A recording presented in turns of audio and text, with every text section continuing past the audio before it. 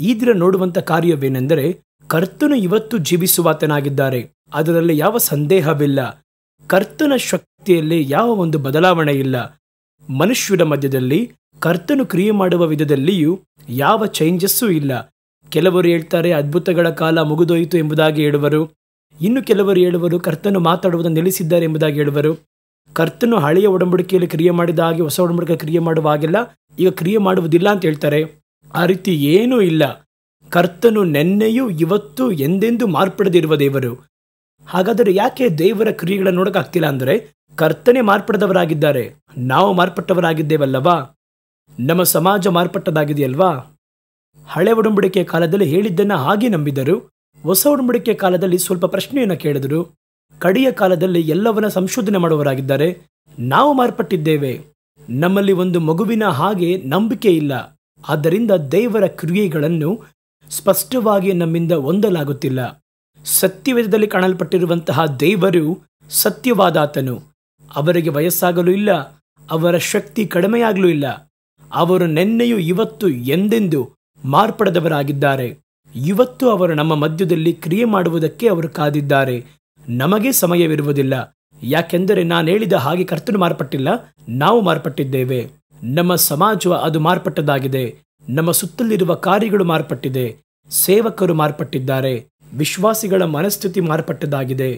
ಹಾಗಾದರೆ ಇದರ ಮಧ್ಯದಲ್ಲಿ ಇವೆಲ್ಲವನ್ನ ಇಟ್ಟುಕೊಂಡು ಕರ್ತನ ಬಳಿಯಲ್ಲಿ ಒಂದು ಕಾರ್ಯವನ್ನು ಹೊಂದುವಂಥದ್ದು ನಮಗೆ ಆಗದಿರುವ ಕಾರ್ಯ.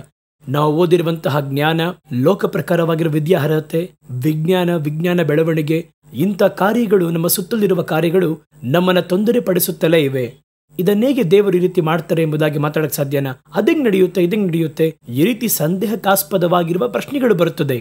ಆ ಪ್ರಶ್ನೆಗಳೇ ದೇವರ ಬಳಿಯಿಂದ ಒಳಿತನ್ನು ಹೊಂದದಷ್ಟು ನಮಗೆ ಒಂದು ತಡೆಯನ್ನು ಉಂಟು ಮಾಡುತ್ತದೆ. ಪ್ರಶ್ನೆಗಳು ಬರಬೇಕು, ಅದು ತಿಳಿದುಕೊಳ್ಳಬೇಕು ಎನ್ನುವುದಕ್ಕೋಸ್ಕರವಾಗಿ ಇರಬೇಕು. ಸಂದೇಹ ಪಡುವಂತಹ ಪ್ರಶ್ನೆಯಾಗಿರಬಾರದು. ಕೆಲವು ಪ್ರಶ್ನೆಗಳು ನಮಗೆ ಬರುತ್ತದೆ, ಅದು ಇನ್ನೂ ಸ್ಪಷ್ಟವಾಗಿ ಅರ್ಥ ಮಾಡಿಕೊಳ್ಳಲು, ಸ್ಪಷ್ಟವಾಗಿ ಗ್ರಹಿಸಲು ಆ ಪ್ರಶ್ನೆ ನಮಗೆ ಸಹಾಯ ಮಾಡುವುದು. ಸತ್ಯವೇದ ಅದನ್ನೇ ಹೇಳುತ್ತದೆ. ನಂಬಿಕೆ ಪ್ರಶ್ನೆಯಿಂದ ಬರುತ್ತದೆ, ಪ್ರಶ್ನೆ ದೇವರ ವಾಕ್ಯದಿಂದ ಬರುತ್ತದೆ. ಹಾಗಾದ್ರೆ ನಾವು ಕೇಳುವಂತಹ ಪ್ರಶ್ನೆಯನ್ನು ಕೇಳ್ತೀವಿ ನೋಡಿ, ನಮ್ಮ ಮನದಲ್ಲಿಟ್ಟುಕೊಂಡು ಅದನ್ನು ಓದುತ್ತೇವೆ. ಅದನ್ನು ಸಂದೇಹದಿಂದ ಪ್ರಶ್ನೆ ಮಾಡುವುದಿಲ್ಲ, ತಿಳಿಯುವುದಕ್ಕೋಸ್ಕರವಾಗಿ ಕೇಳುತ್ತೇವೆ. ಕೆಲವರು ಸಂಶಯಪಟ್ಟು ಕೇಳುತ್ತಾರೆ, ಅದು ಯಾವ ರೀತಿ, ಇದು ಯಾವ ರೀತಿ, ಕರ್ತನು ಇದ್ದರೆ ಯಾಕೆ ರೀತಿ ನಡೀತಾ ಇತ್ತು, ಯಾಕೆ ರೀತಿ ಬರಬೇಕು? ಈ ರೀತಿಯಾಗಿರುವ ಪರಿಸ್ಥಿತಿಯಲ್ಲೂ ಸಮುದಾಯದಲ್ಲಿಯೂ ನಾವು ಬಂದಿದ್ದೇವೆ. ಆದ್ದರಿಂದ ನಮಗೆ ದೇವರ ಬಳಿಯಿಂದ ಹಳೆಯ ದಿನಗಳಲ್ಲಿ ಅದ್ಭುತವನ್ನು ಹೊಂದಿದ ಹಾಗೆ ಅದ್ಭುತವನ್ನು ಹೊಂದಲಾಗದೆ ಹೋಗುತ್ತದೆ.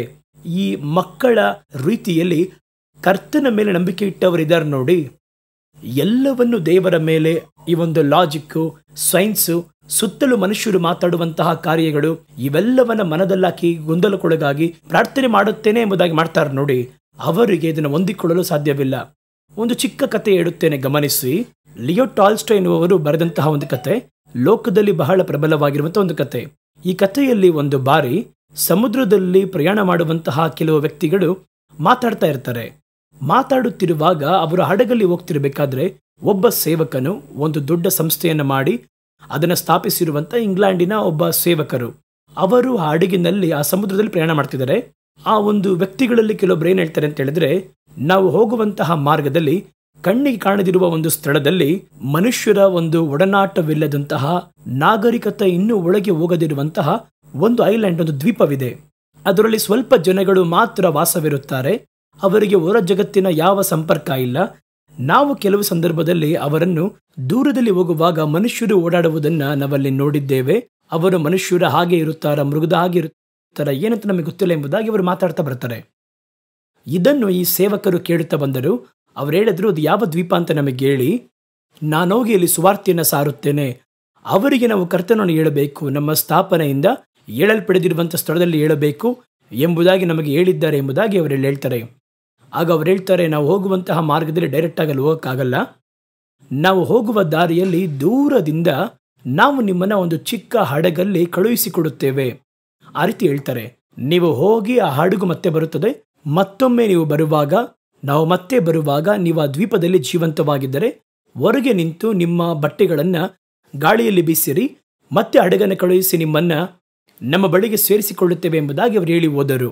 ಇವರು ಅಲ್ಲಿ ಹೋಗಿ ತಮ್ಮ ಒಂದು ಕಚೇರಿಯಲ್ಲಿ ಹೇಳಿ, ತಮ್ಮ ಸಂಸ್ಥೆಯಲ್ಲಿ ಹೇಳಿ, ಒಂದು 10-15 ಸುವಾರ್ತಿಕರು, ಸೇವಕರು ಈ ದ್ವೀಪಕ್ಕೆ ಪ್ರಯಾಣ ಮಾಡುವುದಕ್ಕೆ ದ್ವೀಪಕ್ಕೆ ಹೋದರು. ದ್ವೀಪಕ್ಕೆ ಹೋಗಿ ಅವರಲ್ಲಿ ಹೋಗುವಾಗ ಇದೇ ರೀತಿ ಹಡಗಲ್ಲಿ ಹೋಗಿ ಹಡಗನ್ನು ದೂರದಲ್ಲಿ ನಿಲ್ಲಿಸಿ ಒಂದು ದೋಣಿಯಲ್ಲಿ ಇವರನ್ನು ಕೂರಿಸಿ ಒಬ್ಬ ದೋಣಿಯನ್ನು ಓಡಿಸುವವನು ಮಾತ್ರ ಕಳುಹಿಸಿ ಆ ದ್ವೀಪದಲ್ಲಿ ಬಿಟ್ಟು ಬಂದರು. ದ್ವೀಪಕ್ಕೆ ಹೋಗಿ ಬಂದರೆ ಅವರು ಹೇಳಿದ ಹಾಗೆ ವ್ಯಕ್ತಿಗಳು ಒಳಗಿದ್ದಾರೆ. ಅವರಿಗೆ ಯಾವ ನಾಗರಿಕತೆ ಗೊತ್ತಿಲ್ಲ, ಯಾವ ಅರಿವು ಅವರಿಗಿಲ್ಲ, ಹೊರ ಪ್ರಪಂಚದ ಸಂಪರ್ಕವಿಲ್ಲ. ಅಂಥವರನ್ನ ಅವರು ಭೇಟಿ ಮಾಡಿದಾಗ ಬಹಳ ಒಂದು ಸಂತೋಷ. ಆದರೆ ಅವರು ಬಹಳ ಕಠಿಣವಾದವರಾಗಿರಲಿಲ್ಲ, ಯಾರನ್ನು ಕೊಲ್ಲುವ ರೀತಿಯಲ್ಲೆಲ್ಲ ಭಯಪಡುತ್ತಾರೆ ಇವರನ್ನ ನೋಡಿದ್ರೆ. ತಕ್ಷಣ ಅವರು ಅವರನ್ನ ಕರೆದು, ನಿಮಗೆ ನಾವು ಯಾವ ಕೆಡುಕನ್ನು ಮಾಡುವುದಿಲ್ಲ, ನಿಮಗೆ ಸೃಷ್ಟಿಯ ಕಾರ್ಯದ ಕುರಿತಾಗಿ, ಸೃಷ್ಟಿಯನ್ನು ಉಂಟು ಮಾಡಿದ ದೇವರ ಕುರಿತಾಗಿ ಹೇಳುತ್ತೇವೆ ಎಂಬುದಾಗಿ ಆ ರೀತಿ ಅವರು ಹೇಳಿದರು. ತಕ್ಷಣ ಅವರು ಹೇಳಿ ಅಂತ ಅವರು ಕೇಳಿದರು. ಕೆಲವು ದಿನ ಅವರಿಗೆ ಒಂದೊಂದು ಕಾರ್ಯಗಳನ್ನು ಹೇಳ್ತಾ ಬಂದರು. ಆಗ ಇದ್ದಂತಹ ಬಿಷಪ್ ಎನ್ನುವವರು ಅವರಿಗೆ ಒಂದು ಕಾರ್ಯವನ್ನು ಕಲಿಸಿಕೊಟ್ಟರು. ಅವರು ಹೇಳಿದರು, ದೇವರ ಬಳಿ ನಾವು ಪ್ರಾರ್ಥಿಸಬೇಕು, ನೀವು ದೇವರಿದ್ದಾರೆಂಬುದಾಗಿ ನಂಬ್ತೀರಾ ಎಂಬುದಾಗಿ ಅವರು ಕೇಳಿದರು. ಆಗ ಅವರು ಹೇಳಿದರು, ನಾವು ದೇವರನ್ನ ನಂಬುತ್ತೇವೆ, ನೀವು ಅವರ ಬಳಿ ಪ್ರಾರ್ಥನೆ ಮಾಡ್ತೀರಾ? ಪ್ರಾರ್ಥನೆ ಅಂದ್ರೆ ಅಂತ ಗೊತ್ತಿಲ್ಲ, ಮಾತಾಡ್ತೀವಿ ಅಂತ ಹೇಳಿದರು. ಏನ್ ಮಾತಾಡ್ತೀರಾ, ಯಾವ ರೀತಿ ಮಾಡ್ತೀರಾ ಅಂತ ಕೇಳಿದರು. ತಕ್ಷಣ ಆ ಒಂದು ಜನಗಳ ನಾಯಕನು ಆ ಸ್ಥಳಕ್ಕೆ ಬಂದು ಮೇಲೆ ಆಕಾಶಕ್ಕೆ 2 ಕೈಗಳನ್ನು ಚಾಚಿ, ದೇವರೇ ಕಾಪಾಡಿ ಅಂತ ಹೇಳಿದ್ರು. ಇಷ್ಟೇ ಪ್ರಾರ್ಥನೆ ಅಂತ ಹೇಳಿಕೊಟ್ರು. ಇಷ್ಟೇ, ದೇವರು ಯಾರು ಅಂತ ನಮಗೆ ಗೊತ್ತಿಲ್ಲ, ಎಲ್ಲವನ್ನ ಉಂಟು ಮಾಡಿರುವ ದೇವರೇ ನಮ್ಮನ್ನ ಕಾಪಾಡಿ ಎಂಬುದಾಗಿ ಹೇಳಿ ಶಬ್ದ ಮಾಡುತ್ತಿದ್ವಿ. ಆ ರೀತಿಯಾಗಿ ಹೇಳಿದ್ರು. ಇದನ್ನ ಕೇಳಿ ಅವರು ಹೇಳಿದ್ರು, ಆ ರೀತಿಯಲ್ಲ, ಕ್ರಮವಾಗಿ ಪ್ರಾರ್ಥಿಸಬೇಕು, ನಾನು ಒಂದನ್ನು ಹೇಳಿಕೊಡುತ್ತೇನೆ ಎಂಬುದಾಗಿ ಪರಲೋಕದ ಪ್ರಾರ್ಥನೆ ಹೇಳಿಕೊಡ್ತಾರೆ. ಅದನ್ನು ಅವರಿಗೆ ಹೇಳಿಕೊಡುವಷ್ಟರಲ್ಲಿ ಇವರಿಗೆ ಸಾಕು ಅಂತ ಆಗೋಗುತ್ತೆ. ಒಂದು ಪದವನ್ನು ಹೇಳಿದರೆ ಮುಂದಿನ ಪದವನ್ನ ಮರ್ತೋಗ್ತಾ ಇದ್ರು, ಮತ್ತೊಂದು ಪದವನ್ನು ಹೇಳಿದರೆ ಮೊದಲು ಹೇಳಿದ ಪದವನ್ನ ಮರ್ತೋಗ್ತಾ ಇದ್ರು. ಈ ರೀತಿ ಹೋಗ್ತಾ ಇತ್ತು. ಈ ರೀತಿ ಪ್ರಾರ್ಥನೆ ಮಾಡಬೇಕು ಅಂತ ಹೇಳಿ ಸ್ವಲ್ಪ ಜನಕ್ಕೆ ದೀಕ್ಷಾಸ್ಥಾನ ಕೊಟ್ಟು ಅವರು ಕೂರಿಸುತ್ತಾರೆ. ಕೂರಿಸಿ ಅವರೆಲ್ಲ ಇದ್ರು. ಸ್ವಲ್ಪ ದಿನವೂ ಕಳೆಯಿತು. ತಮ್ಮ ಸ್ವಂತ ದೇಶಕ್ಕೆ ಅವರು ಹೋಗಬೇಕಾದಂತಹ ಸಮಯ, ಹೋದಂತಹ ಹಡಗು ಮತ್ತೆ ಬರುವಂತಹ ಕಾಲ ಬಂದಿತು. ಇವರಿಗೆ ಬಹಳ ವಿಷಯವನ್ನು ಹೇಳಿಕೊಡುತ್ತಲೇ ಅವರಿದ್ದರು. ಆಗ ಇವರು ಹೋಗಬೇಕಾದ ಸಮಯ ಬಂದಿತ್ತು. ಸಮುದ್ರದ ತೀರದಲ್ಲಿ ನಿಂತು ತಮ್ಮ ಬಟ್ಟೆಯನ್ನು ತೆಗೆದು ಈ ರೀತಿ ಬೀಸಿದರು. ಹಡಗು ದೂರದಲ್ಲಿ ನಿಂತಿತು. ದೋಣಿ ಬಂದಿತು. ದೋಣಿಯಲ್ಲಿ ಇವರು ಹತ್ತಿ ಹೋಗುತ್ತಾರೆ. ಆ ಜನಗಳೆಲ್ಲವೂ ಅವರನ್ನು ಕಳುಹಿಸಿಕೊಡುವುದಕ್ಕೆ ನಿಂತಿದ್ದಾರೆ. ಆಗ ದೋಣಿ ಅರ್ಧ ದಾರಿ ಹೋಗಿದೆ. ದೋಣಿಯ ಹಡಗಿನ ಕಡೆಗೆ ಅದು ಹೋಗುತ್ತಾ ಇದೆ. ತಕ್ಷಣ ಆ ಒಂದು ದ್ವೀಪದಲ್ಲಿರುವ ಜನಗಳ ನಾಯಕ, ಅವರು ವೇಗವಾಗಿ ಓಡಿ ಬಂದವರು ಸಮುದ್ರದ ಮೇಲೆ ಓಡಿ ಬರುವುದಕ್ಕೆ ಆರಂಭಿಸಿದರು. ಸಮುದ್ರದ ಮೇಲೆ ವೇಗವಾಗಿ ಓಡಿ ಬಂದು ನಿಲ್ಸಿ ಅಂತ ಹೇಳಿದ್ರು. ಇವರಿಗೆ ಆಶ್ಚರ್ಯ, ಏನಯ್ಯ ಅಂತ ಕೇಳಿದ್ರು. ಏನ್ ಸಮುದ್ರದ ಮೇಲೆ ಯೇಸು ನಡೆದಲ್ಲ, ಇವರು ಸಮುದ್ರದ ಮೇಲೆ ಓಡಿ ಬರ್ತಾನಲ್ಲ. ಅರ್ಧ ದೂರ ಬಂದಿತ್ತು ದೋಣಿ.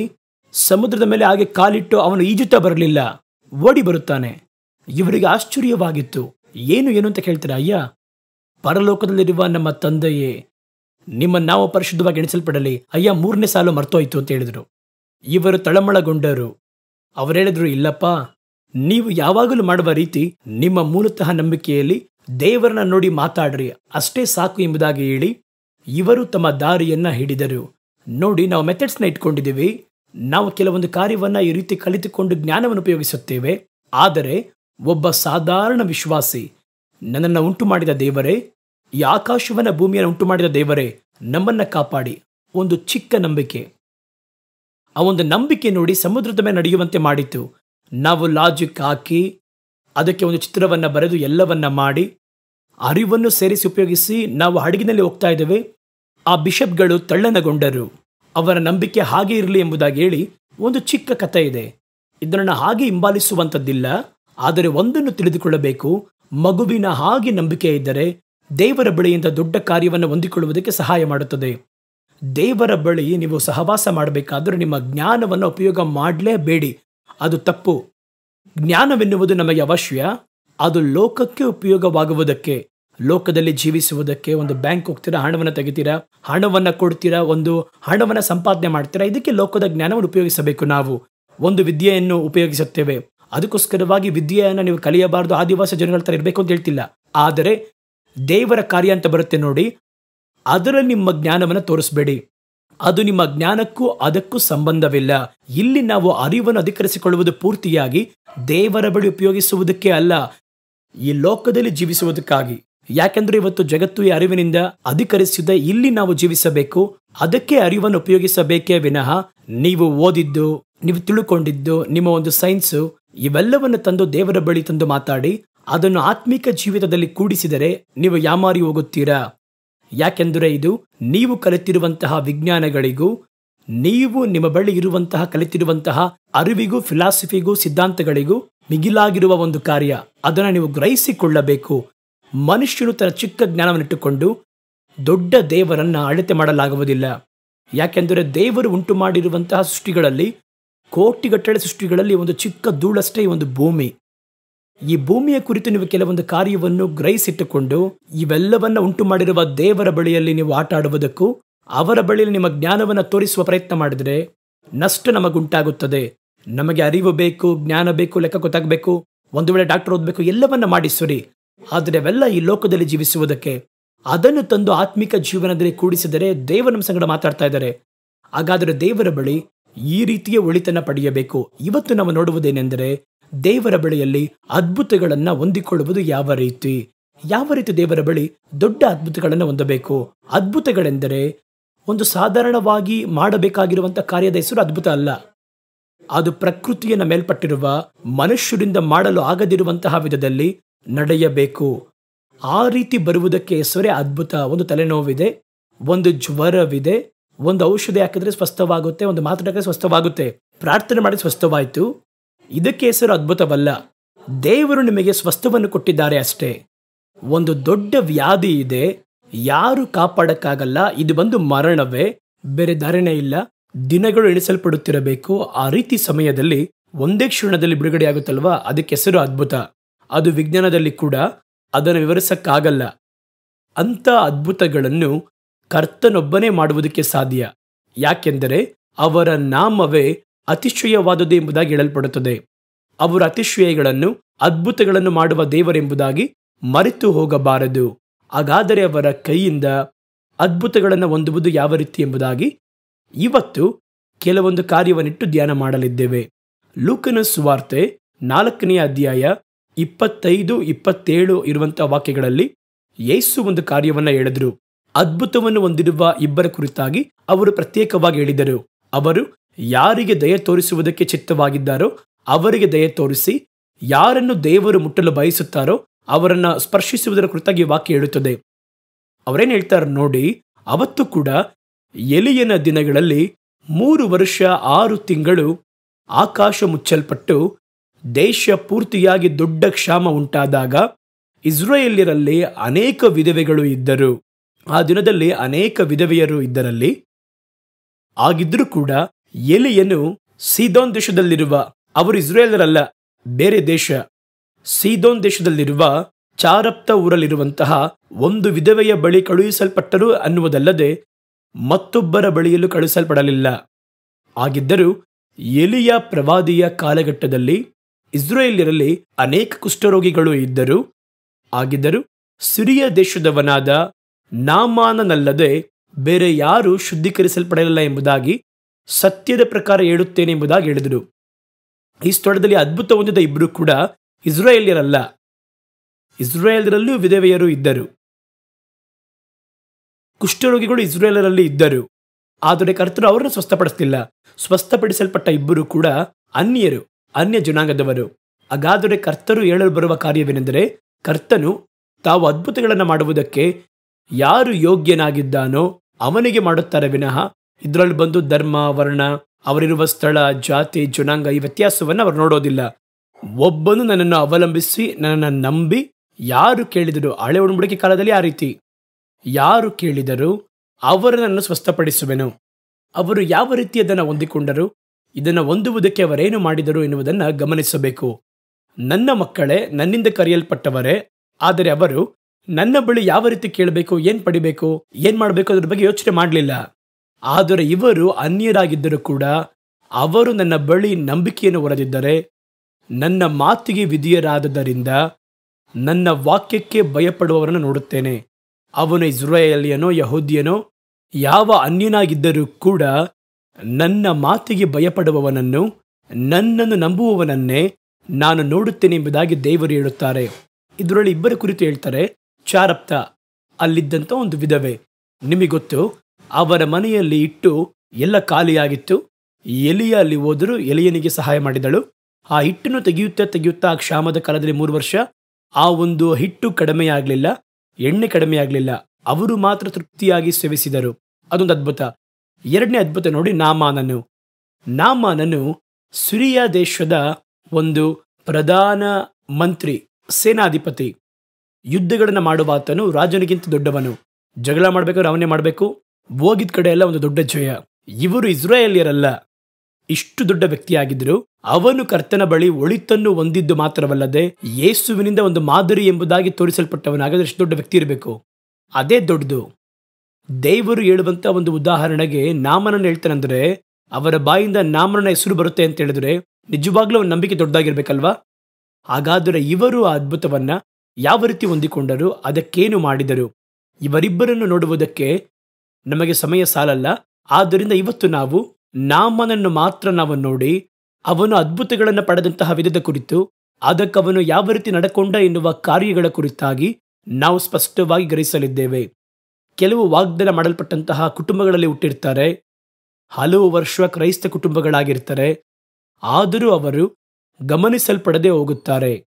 ಅವರಿಗೆ ದೊಡ್ಡದಾಗಿ ದೇವರ ಬಳಿಯಿಂದ ಒಂದು ಕಾರ್ಯವು ಸಿಕ್ಕಿರಲ್ಲ. ಕಾರಣ ಇದುವಾಗಿರುತ್ತೆ, ನನಗೆಲ್ಲ ಗೊತ್ತು ಎನ್ನುವಂತಹ ಜ್ಞಾನವನ್ನು ತೋರಿಸುವಂಥದ್ದು, ವಾಕ್ಯ ತಾನೇ ಗೊತ್ತು ಅಂತ ಹೇಳುವಂಥದ್ದು, ಬೈಬಲ್ ತಾನೇ ಹುಟ್ಟಿದಾಗಿಂದ ನೋಡ್ತಾ ಇದ್ದೀನಿ ಅಂತ ಹೇಳುವಂಥದ್ದು. ಈ ಮೂಲತಃ ನಂಬಿಕೆ ಇಲ್ಲದೆ ಎಲ್ಲವನ್ನು, ಲೋಕಜ್ಞಾನದ ಹಾಗೆ ಸತ್ಯವೇದ ಜ್ಞಾನವನ್ನು, ಆತ್ಮಿಕ ಜ್ಞಾನವನ್ನು ಕೈಯಾಳುವುದಕ್ಕೆ ಆರಂಭಿಸುವುದೇ ಯಾವ ಅದ್ಭುತವನ್ನು ಹೊಂದಲಾಗುವುದಿಲ್ಲ. ನೋಡಿ, ಅಲ್ಲಿ ಹೋದವರು, ಆ ದ್ವೀಪಕ್ಕೆ ಹೋದವರು ಮೆಥಡ್ಸ್ ಇಟ್ಟು ಯಾವ ರೀತಿ ಪ್ರಾರ್ಥನೆ ಮಾಡಬೇಕು, ಮೊಣಕಲ್ ಹಾಕಬೇಕು, ಆಕಾಶವನ್ನು ನೋಡಬೇಕು, ಕಣ್ಣು ಮುಚ್ಚಬೇಕು, ಈ ರೀತಿ ಮೆಥಡ್ಸ್ ಇಟ್ಟರು. ಆದರೆ ಅವರು ಸರಳ ನಂಬಿಕೆಯಿಂದ ಆಕಾಶವನ್ನು ನೋಡಿ, ಆಕಾಶವನ್ನು ನನ್ನನ್ನು ಉಂಟು ಮಾಡಿದ ದೇವರೇ ನಮ್ಮನ್ನು ಕಾಪಾಡಿ, ಅಷ್ಟೇ. ಈ ಸರಳವಾದ ನಂಬಿಕೆ ನೋಡಿ. ಇವರು ಎಷ್ಟೊಂದು ಕಾನೂನು ಅಂಥ ಕಾರ್ಯಗಳೆಲ್ಲ ಅದಕ್ಕೆ ಪ್ರೋಗ್ರಾಮ್ ಮಾಡಿ ಇವೆಲ್ಲವನ್ನು ಮಾಡಲು ಆರಂಭಿಸುವಾಗ ಆ ಮೂಲತಃ ನಂಬಿಕೆಯ ಸ್ವಭಾವ ಕಡಿಮೆಯಾಗುತ್ತದೆ, ಬಲಹೀನತೆಯನ್ನು ಹೊಂದುತ್ತದೆ. ಕರ್ತನ ಬಳಿ ಬರುವಾಗ ನೀವೆಷ್ಟೇ ವಿದ್ಯಾಭ್ಯಾಸ ಮಾಡಿದರೂ ಕೂಡ ದೇವರ ಬಳಿಯಲ್ಲಿ, ಮತ್ತೊಮ್ಮೆ ಹೇಳ್ತೀನಿ ನೋಡಿ, ನಿಮ್ಮ ಅರಿವನ್ನು ತೋರಿಸಬೇಡಿ, ನಿಮ್ಮ ಜ್ಞಾನವನ್ನು ತೋರಿಸಬೇಡಿ. ಇದು ನಾನು ಪರ್ಸನಲ್ ಆಗಿ ಕಲಿತಂತ ಸತ್ಯ. ಕರ್ತನ ಬಳಿಯಲ್ಲಿ ಮಾತಾಡಬೇಕಾದ್ರೆ ಮಾತ್ರ ಅವರಿಗೆ ಆಲೋಚನೆ ಹೇಳಬಾರ್ದು, ಅವರಿಗೆ ಯಾವುದೇ ಸಲಹೆ ಹೇಳಬಾರ್ದು. ನಿಮ್ಮ ಲೋಕ ಜ್ಞಾನವನ್ನ, ಅರಿವನ್ನ ಆತ್ಮಿಕವಾಗಿರುವ ಕಾರ್ಯಗಳಿಗೆ ಉಪಯೋಗವಾಗಬೇಕು. ಕರ್ತನು ಹೇಳಿದ್ರೆ ಹೇಳಿದ್ದೆ, ಅದನ್ನು ಕರ್ತನೇ ಹೇಳಿದ್ದಾರೆ ಎನ್ನುವುದು ನಿಮಗೆ ಅರ್ಥ ಆಯಿತು ಅಂದ್ರೆ ಅದು ಕರ್ತನು ಹೇಳಿದ್ದೆ. 10 ಮಂದಿ 10 ಕಾರ್ಯ ಹೇಳ್ಬೋದು, ಇದು ತಪ್ಪು ಅದು ತಪ್ಪು, ಅದು ನಿಮ್ಮ ಒಂದು ಬಯಕೆ ಅದಷ್ಟೇ. ನಾವು ಅರಿತಿರುವ ದೇವರು, ನನಗೆ ಅದು ಗೊತ್ತಾಯ್ತಾ, ನನ್ನ ಜ್ಞಾನವನ್ನು ಉಪಯೋಗಿಸುವುದಿಲ್ಲ, ಅರಿವನ್ನು ಉಪಯೋಗಿಸುವುದಿಲ್ಲ, ಏನು ಹೇಳ್ತಾರೋ ಅದನ್ನು ಕೇಳಬೇಕು ಅಷ್ಟೇ. ಆ ಮೂಲತಃ ನಂಬಿಕೆ, ಒಂದು ಮಗುವಿನ ಆಗಿರುವ ನಂಬಿಕೆ ಕರ್ತನಲ್ಲಿ ನಿಮ್ಮನ್ನು ಬೆಳೆಯುವಂತೆ ಮಾಡುತ್ತದೆ. ಹಲವರು ನೋಡಿ, ಈ ಥರ ಸುಮ್ಮನೆ ಕುಳಿತು ಅವರು ಮಾತಾಡ್ತಾನೆ ಇರ್ತಾರೆ. ಈ ವಾರ ಯಾವ ರೀತಿ ಎಲ್ಲಿ ಕೈ ಇಟ್ಟರೆ ಅಲ್ಲಿ ಬಂದು ಅವನಿಗೆ ಯಾವ ರೀತಿ ಅದ್ಭುತ ನಡೆಯುತ್ತೆ, ಯಾವ ರೀತಿ ಸೌಖ್ಯ ಹೊಂದುತ್ತಾನೆ, ಯೇಸು 2000 ವರ್ಷಗಳ ಹಿಂದೆ ರಕ್ತ ಸುರಿಸಿದ್ರಲ್ಲ, ಆ ರಕ್ತ ಇನ್ನೂ ಒಣಗೋಗಿಲ್ವಾ, ಈ ರೀತಿ ಎಲ್ಲ ಮಾತಾಡಿದವರನ್ನ ಕೇಳ್ಪಟ್ಟಿದ್ದೇನೆ, ನಾನು ಕೇಳಿದ್ದೇನೆ. ಅವರು ಉಪಯೋಗ ಮಾಡುವಂತಹ ಅನ್ಯ ಭಾಷೆಯ ಅರ್ಥ ಗೊತ್ತಾ ನಿಮಗೆ? ಯಾಕೆ ಏನೋ ಮಾತಾಡ್ತಾರೆ, ಈ ರೀತಿ ಹಲವು ಕಾರ್ಯವನ್ನ ಮಾತಾಡ್ತಾರೆ. ಇದು ನಮ್ಮ ಲೋಕ ಜ್ಞಾನವನ್ನು, ಆತ್ಮೀಕ ಜ್ಞಾನವನ್ನು, ಲೋಕ ಜ್ಞಾನವನ್ನಿಟ್ಟು ಅದನ್ನು ಅರಿಯುವುದಕ್ಕೆ ಪ್ರಯತ್ನ ಮಾಡ್ತೀವಿ. ಅಷ್ಟರೊಂದಿಗೆ ನಿಲ್ಲುವುದಿಲ್ಲ. ಕರ್ತನ ಬಳಿ ನಮ್ಮ ಜ್ಞಾನವನ್ನು ತೋರಿಸುತ್ತೇವೆ. ಅಂಥವರಿಗೆ ಸತ್ಯವೇದದಲ್ಲಿ ಹೇಳಲ್ಪಟ್ಟಿರುವಂತಹ ಹಲವು ಆಶೀರ್ವಾದಗಳನ್ನು ಹೊಂದಿಕೊಳ್ಳುವುದಕ್ಕೆ ತರುಣವೇ ಸಿಗುವುದಿಲ್ಲ. ಅದನ್ನು ನಾನು ನೇರವಾಗಿ ನೋಡಿದ್ದೇನೆ. ನೀವು ನೋಡಿ, ಇವರು ದೇವರ ಮಕ್ಕಳಾಗಿದ್ದರು. ಹಲವು ತಲೆಮಾರುಗಳಿಂದ ದೇವರಿಂದ ಅವರು ಆರಾಧನೆ ಮಾಡುವವರಾಗಿದ್ದರು. ಈ ಅರಿವು ಅವರ ಒಳಗೆ ಬಂದು ಈ ಅರಿವೇ ಅವರನ್ನು ಕೆಡಿಸುತ್ತೆ ಎಂಬುದಾಗಿ ವಾಕ್ಯ ಹೇಳುತ್ತದೆ. ಅದನ್ನು ತಂದು ಆತ್ಮಿಕ ಕಾರ್ಯಗಳಿಗೆ ಉಪಯೋಗಿಸುವಂಥದ್ದೇ ಇವರ ಮಧ್ಯೆ ಯಾವ ಅದ್ಭುತ ನಡೆಯುವುದಕ್ಕೆ. ಕೆಲವರು ಅನ್ಯರ ಕುಟುಂಬದಲ್ಲಿ ಒಂದು ವೇಳೆ ಹುಟ್ಟಿದ್ರು ಕೂಡ ದೇವರನ್ನು ಅವರಿಗೆ ಹೇಳುವಾಗ ಹಾಗೆ ಅದನ್ನು ನಂಬುತ್ತಾರೆ, ಅವರು ಹಾಗೆ ಸ್ವೀಕರಿಸಿಕೊಳ್ಳುತ್ತಾರೆ. ಆ ಮೂಲತಃ ನಂಬಿಕೆ, ಆ ಸರಳ ನಂಬಿಕೆಯೇ ಅವರಿಗೆ ಅದ್ಭುತವನ್ನು ಹೊಂದಿಕೊಳ್ಳುವುದಕ್ಕೆ ಸಹಾಯ ಮಾಡುತ್ತದೆ. ನಾಮಾನನು ಈ ಒಂದು ಕೃಪೆಯನ್ನು ಪಡೆದದಕ್ಕೆ ಅವನು ದೇವರ ಬಳಿಯಲ್ಲಿ ನಂಬಿಕೆಯನ್ನಿಟ್ಟು ಹೊಂದಿಕೊಂಡಂತಹ ಅದ್ಭುತವೇ ಕಾರಣ. ನಾಮಾನನು ಯಾವ ರೀತಿಯದೆಲ್ಲ ಅವನು ಕಾರ್ಯ ಮಾಡ್ದ, ಯಾವ ರೀತಿಯ ಅದ್ಭುತವನ್ನು ಹೊಂದಿಕೊಂಡ. ಇವತ್ತು ನೀವು ಅಪ್ಲೈ ಮಾಡಿ ನೋಡುವುದಾದರೆ ನಾಮಾನನಿಗೆ ನಡೆದದ್ದು ನಮಗೂ ಕೂಡ ಖಂಡಿತವಾಗಿ ನಡೆಯುವುದು. ನಂಬಿಕೆಯ ಕಾರಣ. ಮಗುವಿನ ಹಾಗೆ ನಂಬಬೇಕು, ಅದನ್ನು ವಿಶ್ವಾಸಿಸಬೇಕು. ಸುತ್ತಲೂ ಎಷ್ಟೋ ಸಮಸ್ಯೆ ನಡೆದರೂ ಕೂಡ ಒಂದು ಮಗು ತನ್ನ ತಂದೆಯ ಎದೆಯ ಮೇಲೆ ಯಾವ ರೀತಿ ಅದು ಹೊರಗಿರುತ್ತದೋ, ಕಾರಣವೇನೆಂದರೆ ನಾವ್ಯಾರ ಕೈಲಿದ್ದೀವಿ, ಏನ್ ಬಂದ್ರೂ ಇವ್ರು ನಮ್ಮನ್ನ ಕಾಪಾಡ್ತಾರೆ ಎನ್ನುವಂತಹ ಆ ಒಂದು ಸರಳ ನಂಬಿಕೆಯೇ. ನಾಮನನ ಕುರಿತಾಗಿ ಹೇಳಬೇಕು ಅಂದರೆ, ಸತ್ಯವೇದದಲ್ಲಿ ಇಬ್ಬರು ನಾಮನನ ಹೆಸರು ಬರೆಯಲ್ಪಟ್ಟಿದೆ. ಆದಿಕಾಂಡ 46ನೇ ಅಧ್ಯಾಯ 21ನೆಯ ವಾಕ್ಯದಲ್ಲಿ ಈ ಬೆನ್ಯಾಮಿನನ ಮಗನು ನಾಮಾನನು, ಈ ವಾಕ್ಯವನ್ನು ನೋಡ್ತೀರಾ. ಆ ನಾಮನಲ್ಲ ಇವರು. ಎರಡನೇದಾಗಿ 2 ಅರಸರ ಪುಸ್ತಕದಲ್ಲಿ ಸಿರಿಯಾದ ಸೇನಾಧಿಪತಿಯಾಗಿರುವ ನಾಮಾನನು ಎನ್ನುವಂತಹ ಒಂದು ಪದ ಬರೆಯಲ್ಪಟ್ಟಿದೆ. ಇವನು ಸಿರಿಯಾ ದೇಶದಲ್ಲಿ ಒಬ್ಬ ಸೇನಾಧಿಪತಿಯಾಗಿದ್ದ. ಸಿರಿಯಾ ದೇಶದವರು ಆ ದಿನದಲ್ಲಿ ಬಲಿಷ್ಠರಾಗಿದ್ದರು. ಇಸ್ರಾಯೇಲರನ್ನು ಅವರು ಹಿಡಿದು ಕಪ್ಪ ಕಟ್ಟಿಸುತ್ತಾ ಇದ್ದರು. ಇಸ್ರಾಯೇಲ್ ಅರಸ ಅವರಿಗೆ ಕಪ್ಪವನ್ನು ಕಟ್ಟುತ್ತಿದ್ದರು. ಇವರ ಆಳ್ವಿಕೆಯ ಕೆಳಗೆ ಆ ದೇಶ ಇರುವಂತದ್ದಾಗಿತ್ತು. ಇಂಥ ಒಂದು ಪರಿಸ್ಥಿತಿಯಲ್ಲಿ ಈ ನಾಮಾನನು ಎನ್ನುವಂತಹ ಸೇನಾಧಿಪತಿ ಹಲವು ಯುದ್ಧಗಳಲ್ಲಿ ಜಯಿಸಿದವನು. ಯುದ್ಧವನ್ನು ಮುನ್ನಡೆಸುವಂತಹ ಒಳ್ಳೆ ಜ್ಞಾನ ಪಡೆದವನು. ಇವನು ದೊಡ್ಡ ರಾಜನ ನಂತರದ ರ್ಯಾಂಕ್ನಲ್ಲಿ ಜನಗಳಿಂದ ಗೌರವಿಸಲ್ಪಟ್ಟವನು. ಆದರೆ ಅವನಿಗೆ ಒಂದು ಕೊರತೆ ಇತ್ತು. ಅವನು ಒಳಗೊಳಗೆ ಕುಷ್ಠರೋಗಿಯಾಗಿದ್ದನೆಂಬುದಾಗಿ ಸತ್ಯವೇದ ಹೇಳುತ್ತದೆ. 2 ಅರಸರು 5ನೇ ಅಧ್ಯಾಯ 1ನೇ ವಾಕ್ಯದಲ್ಲಿ ಸಿರಿಯಾದ ಸೇನಾಧಿಪತಿಯಾಗಿರುವ ನಾಮಾನನೆನ್ನುವವನು ತನ್ನ ದೇವರ ಬಳಿಯಲ್ಲಿ ದೊಡ್ಡ ವ್ಯಕ್ತಿಯು ಎಣಿಕೆ ಉಳ್ಳವನಾಗಿದ್ದನು. ಬಹಳ ಅವನಿಗೆ ಅಧಿಕಾರವಿತ್ತು. ಅವನಿಗೆ ಬಹಳ ಸೈನ್ಯ ವೀರರಿದ್ದರು. ಅವನಿಗೆ ಅನುಗ್ರಹಿಸಿದರು ಆಳ್ವಿಕೆ ಮಾಡುವುದಕ್ಕೆ. ಬಹಳ ವ್ಯಕ್ತಿಗಳಿದ್ದವನಾಗಿದ್ದನು. ಅವನ ಮುಖಾಂತರವಾಗಿ ದೇವರು ಸಿರಿಯಾಗೆ ರಕ್ಷಣೆಯನ್ನು ಆಜ್ಞಾಪಿಸಿದರು. ಅವನೇ ಒಂದು ದೊಡ್ಡ ದುರ್ಗದ ಹಾಗೆ ಬಲವಾಗಿದ್ದು ಸಿರಿಯಾ ದೇಶವನ್ನು ಕಾಪಾಡುವ ಒಂದು ಸೇನಾಧಿಪತಿಯಾಗಿ ಇದ್ದನು. ಅವನು ಮಹಾಪರಾಕ್ರಮಶಾಲಿಯಾಗಿರುವ ಅವನು ಒಳಗೊಳಗೆ ಕುಷ್ಠರೋಗಿಯಾಗಿದ್ದ. ಕೆಲವರ ಜೀವನ ಹಂಗೆ ಇರುತ್ತೆ. ಹೊರಗೆ ಜೀವಿತ ಚೆನ್ನಾಗಿರುವ ಹಾಗೆ ಇರುತ್ತದೆ, ಒಳಗೊಳಗೆ ಕುಷ್ಠರೋಗವಿರುತ್ತದೆ. ಹೊರಗೆ ದೊಡ್ಡ ಪರಾಕ್ರಮಶಾಲಿಯಾಗಿರ್ತಾರೆ, ಒಳಗೊಳಗೆ ಬಿಡಲಾಗದಿರುವಂತಹ ಪಾಪ ಇರುತ್ತದೆ. ಅವರ ಜೀವನವನ್ನು ಹಾಳು ಮಾಡುವಂತಹ ದುರ್ಗಂಧ ಒಳಗಿರುವುದು. ನೋಡಿ, ಒಳಗೆ ಅವನ ಮಾಂಸ ಕೊಳೆತು ಹುಳ ಬಿದ್ದದ್ದಾಗಿ ಶರೀರದ ಒಳಗೆ ಹೊರ ಕಾಣ್ತಿಲ್ಲ. ಒಳಗೆ ದೇಹ ಪೂರ್ತಿಯಾಗಿ ಹರಡಿ ಹಾಗೆ ಹುಳವಿದ್ದ ಹಾಗೆ ಕುಷ್ಠವು ಅದರಲ್ಲಿ ನೀವು ನೋಡೋದಾದರೆ, ಗಾಯಗಳಲ್ಲಿ ನೋಡುವುದಾದರೆ ಹುಳಗಳು ಬರುವುದು. ಆದರೆ ಹೊರಗೆ ನೋಡಿ ಅವನು ಅರಸನ ಮುಂದೆ ದೊಡ್ಡ ವ್ಯಕ್ತಿ, ಜನಗಳ ಮುಂದೆ ದೊಡ್ಡ ವ್ಯಕ್ತಿ, ಒಳ್ಳೆ ಎಣ್ಣಿಕೆ ಇರುವವನು. ಸಿರಿಯಾ ದೇಶಕ್ಕೆ ದೊಡ್ಡ ದುರ್ಗವು ರಕ್ಷಣೆಯಾಗಿದ್ದಾನೆ. ಆದರೆ ಒಳಗೊಳಗೆ ಕುಷ್ಠರೋಗಿಯಾಗಿದ್ದನು. ಅದೇ ರೀತಿ ಇನ್ನೂ ಕೆಲವರು ಇದ್ದಾರೆ. ಇವರು ಅವರ ಜೀವನದಲ್ಲಿ ಹೊರಗೆ ನೋಡಿದ್ರೆ ದೊಡ್ಡ ಸಾಧನೆ ಇರುತ್ತದೆ, ಒಳಗೊಳಗೆ ಏನಾದರೂ ಒಂದು ಬಲಹೀನತೆಯಲ್ಲಿ ಕಠಿಣವಾಗಿರುವ ಒಂದು ಜೀವನವನ್ನು ತಮ್ಮ ಜೀವಿತದಲ್ಲಿ ಅವರು ನಡೆಸ್ತಾ ಇರ್ತಾರೆ. ಎಲಿಯನು ಹೊರಗೆ ವೈರಾಗ್ಯವುಳ್ಳವನಾಗಿ ಕಾಣಲ್ಪಟ್ಟರೂ ಕೂಡ ಒಳಗೊಳಗೆ ಭಯಪಡುವವನಾಗಿದ್ದದ್ದನ್ನ ನಾವು ನೆನಪಲ್ಲಿಟ್ಕೋಬೇಕು. ಎಲಿಯನನ್ನು ನೋಡಿದ್ರೆ ಎಲ್ಲರಿಗೂ ಭಯ, ಹೊರಗೆ ನೋಡಿದ್ರೆ ವೈರಾಗ್ಯವಿರುವಂಥ ಒಬ್ಬ ವ್ಯಕ್ತಿ ಎಲಿಯ. 450 ಪ್ರವಾದಿಗಳನ್ನು ಹಿಡಿದು ಗೀಷಾನ್ ದಡದಲ್ಲಿ ಎಲ್ಲರನ್ನ ಕೊಂದವರು. ಆದರೂ ನೋಡಿ, ರಾಣಿ ಎಳೆದ್ಲು, ಯೆಜೆಬೆಲಳು ಎಳೆದ್ಲು ಎನ್ನುವಂಥ ಒಂದು ಮಾತಿನಿಂದ ಅವನು ಭಯಪಟ್ಟವನಾಗಿ ಗುಹೆಯಲ್ಲಿ ತನ್ನ ಮರೆ ಮಾಡಿಕೊಂಡಿದ್ದ. ನಾವು ಎಲಿಯನನ್ನು ಯಾವ ರೀತಿ ಕಲ್ಪನೆ ಮಾಡಿಟ್ಟಿದ್ದೇವೆ? ನೀವು ಇಸ್ರಾಯೇಲ್ ದೇಶಕ್ಕೆ ಹೋಗುವುದಾದರೆ ಕರ್ಮೆಲ್ ಪರ್ವತದಲ್ಲಿ ಎಲಿಯನಿಗೆ ದೊಡ್ಡ ಶಿಲೆಯನ್ನಿಟ್ಟಿದ್ದಾರೆ. ಅವರು ತೆಗೆದ ಖಡ್ಗವನ್ನು ಕೈಯಲ್ಲಿ ಹಿಡಿದು ಸೈನ್ಯವೀರನಾಗಿ ನಿಲ್ಲುವರು. ನಿಜ, ಅದುವೇ, ಅವರಂಥ ವ್ಯಕ್ತಿಯೇ. ಆದರೆ ಒಳಗೊಳಗೆ ಅವರಲ್ಲಿ ಒಂದು ಭಯವಿತ್ತು. ಅವರ ಸ್ವಭಾವ ಒಂದು ಭಯ ತುಂಬಿದ್ದು. ನೋಡಿ, ಅವರು ಬಾಳನ ಪ್ರವಾದಿಗಳನ್ನು ಕತ್ತರಿಸಿ ಹಾಕಿದ ಎನ್ನುವ ಸುದ್ದಿ ತಿಳಿದಾಗ ಯೆಜೆಬೆಲಳು ಹೇಳಿದ್ಲು, ನಾಳೆ ಈ ಸಮಯದಲ್ಲಿ ಎಲಿಯನ ಕುತ್ತಿಗೆಯಲ್ಲಿ ತಲೆ ಇರಲ್ಲ, ನಾನು ಆಜ್ಞಾಪಿಸುತ್ತೇನೆ ಅಂತ ಹೇಳಿದ್ಲು. ಯೆಜೆಬೆಲ್ ನೋಡಿದ್ರೆ ಎಲ್ಲರಿಗೂ ಭಯ, ರಾಜನಿಗೂ ಭಯ. ಅಹಾಬನೇ ಅವನಿಗೆ ದಾಸನ ಕೆಲಸ ಮಾಡ್ತಿದ್ದ. ಅಂಥ ಸ್ಥಳದಲ್ಲಿ ಹಲವು ದೇವರ ಪ್ರವಾದಿಗಳನ್ನ ಕೊಲೆ ಮಾಡಿದ್ದವಳು. ಆ ರೀತಿ ಹೇಳಿದ್ರು ಅಂತ ಹೇಳಿದ ಕೂಡಲೇ ಆಕಾಶದಿಂದ ಬೆಂಕಿಯನ್ನು ಇಳಿಸಿದ ಪ್ರವಾದಿ, ಅವರು ಪ್ರಾರ್ಥನೆ ಮಾಡಿದಾಗ ಆಕಾಶದಿಂದ ಬೆಂಕಿಯನ್ನು ಇಳಿಸಿದ ಪ್ರವಾದಿ, ಅಷ್ಟು ದೊಡ್ಡ ಬಾಳನ ಗುಂಪನ್ನ ಕರ್ತನೆ ದೇವರು ಎಂಬುದಾಗಿ ನಿರೂಪಿಸಿದ ಪ್ರವಾದಿ, ಈ ಮಾತನ್ನು ಕೇಳಿದ ಕೂಡಲೇ ಒಳಗೊಳಗೆ ಭಯ ಬಂದಿತ್ತು. 1 ಅರಸರ ಪುಸ್ತಕ 18-19ನೇ ಅಧ್ಯಾಯಗಳನ್ನು ಬೇಕಾದ್ರೆ ಓದ್ ನೋಡಿ. ತನ್ನನ್ನು ಬೆಟ್ಟದ ಗವಿಗಳಲ್ಲಿ ಮರೆ ಮಾಡಿಕೊಂಡ, ದೇವರ ಬಳಿ ಗೋಳಾಡದ, ಹೋಯ್ತು. ಯಾರ ದೃಷ್ಟಿಯಲ್ಲಿ ಬೀಳಬಾರ್ದು ಅಂತ ಅನ್ಕೊಂಡೋ, ಯಾರು ನನ್ನ ಬಗ್ಗೆ ಮಾತಾಡಬಾರ್ದು ಅಂತ ಅನ್ಕೊಂಡೋ ಅವಳ ಕಣ್ಗಳಿಗೆ ಬಿದ್ದೆ. ನಾನೊಬ್ಬನೇ ಬಾಕಿ ಉಳಿದಿದ್ದೆ, ನನ್ನನ್ನು ಕೊಲ್ಲುತ್ತಾಳಲ್ಲ ಎಂಬುದಾಗಿ ಅವರ ಗುಣಗುಟ್ಟದವನ್ನು ನೋಡ್ತೀವಿ. ನಾವು ಅವರ ಮನ ಕಷ್ಟವನ್ನು ನೋಡುತ್ತೇವೆ. ದೇವರೇ ನಮ್ಮನ್ನ ಕೊಂದು ಹಾಕಿರು, ನಾನು ಸಾಯುತ್ತೇನೆಂಬುದಾಗಿ ಸಾಯುವುದಕ್ಕೆ ಕೂಡ ದೇವರ ಬಳಿ ಪ್ರಾರ್ಥನೆ ಮಾಡಿದ. ಅಷ್ಟು ಭಯ ಅವರಿಗೆ ಚೆನ್ನಾಗಿ ಗೊತ್ತು, ಅವರಿಗೆ ಮರಣವಿಲ್ಲ. ಅವರು ಜೀವಂತವಾಗಿ ಎತ್ತಲ್ಪಡಲಿದ್ದಾರೆ. ಅವ್ರಿಗೆ ಗೊತ್ತಿಲ್ವಾ? ಅವರ ಕೆಲಸದವರಿಗೆ ಗೊತ್ತಿತ್ತಲ್ವಾ ಅದು? ಅವರಿಗೆ ಗೊತ್ತಿರಲಿಕ್ಕೆ ಸಾಧ್ಯ? ಕರ್ತನು ತನ್ನ ಕುರಿತಾಗಿರುವ ಚಿತ್ತವನ್ನಿಟ್ಟಿರಬೇಕಾದರೆ ಆ ಭಯದಲ್ಲಿ ಆ ಚಿತ್ತವನ್ನು ಮೀರಿ ಕೂಡ ಮಾತಾಡ್ತಾರೆ, ನನ್ನ ಸಾಯಿಸಿರಿ, ಸಾಯುತ್ತೇನೆ ನಾನು, ನಿಮ್ಮ ಕೈಯಲ್ಲಿ ಸಾಯ್ತೇನೆ ನಾನು, ನನ್ನ ಜೀವನ ನನಗೆ ಅನವಶ್ಯವಾಗಿದೆ, ಮನ ಕಷ್ಟದಲ್ಲಿದ್ದೇನೆ ಎಂಬುದಾಗಿ ಅವರು ಗುಣಗುಟ್ಟುತ್ತಿದ್ದಾರೆ. ಯಾರು ಇಷ್ಟು ದೊಡ್ಡ ಪ್ರವಾದಿ? ಹಂಗೆ ಇರ್ತಾರೆ. ಸೊಲೊಮನ್ನ ನೋಡಿ, ಹೊರಗೆ ದೊಡ್ಡ ತತ್ವಜ್ಞಾನಿ. ಅವರು ಮಾತಾಡಿದ ತತ್ವಗಳನ್ನು ಇವತ್ತಿನವರೆಗೂ ಕೈಗೊಳ್ಳುತ್ತಿದ್ದೇವೆ. ಜ್ಞಾನೋಕ್ತಿಗಳ ಪುಸ್ತಕದಲ್ಲಿ ಅವರು ಹೇಳದಿರುವಂತಹ ಕಾರ್ಯವೇ ಇಲ್ಲ, ಅಷ್ಟು ವಿಷಯವನ್ನ ಅವರು ಮಾತಾಡಿದ್ದಾರೆ. ಪ್ರಸಂಗಿಯ ಪುಸ್ತಕ ಎಂಬುದಾಗಿ ಒಂದು ಪುಸ್ತಕವಿದೆ. ಆ ಪುಸ್ತಕವನ್ನು ಓದಿ ನೋಡಿ. ಒಂದು ಆತ್ಮಿಕ ಸ್ತುತಿಯಲ್ಲಿ ಬಹಳ ಕರಗತವಾಗಿರುವ ಋಷಿ, ಒಂದು ಮಹಾ ಋಷಿ, ಈ ರೀತಿ ಋಷಿಗಳು ಲೋಕವನ್ನು ತ್ಯಜಿಸಿರುವಂಥ ವ್ಯಕ್ತಿ.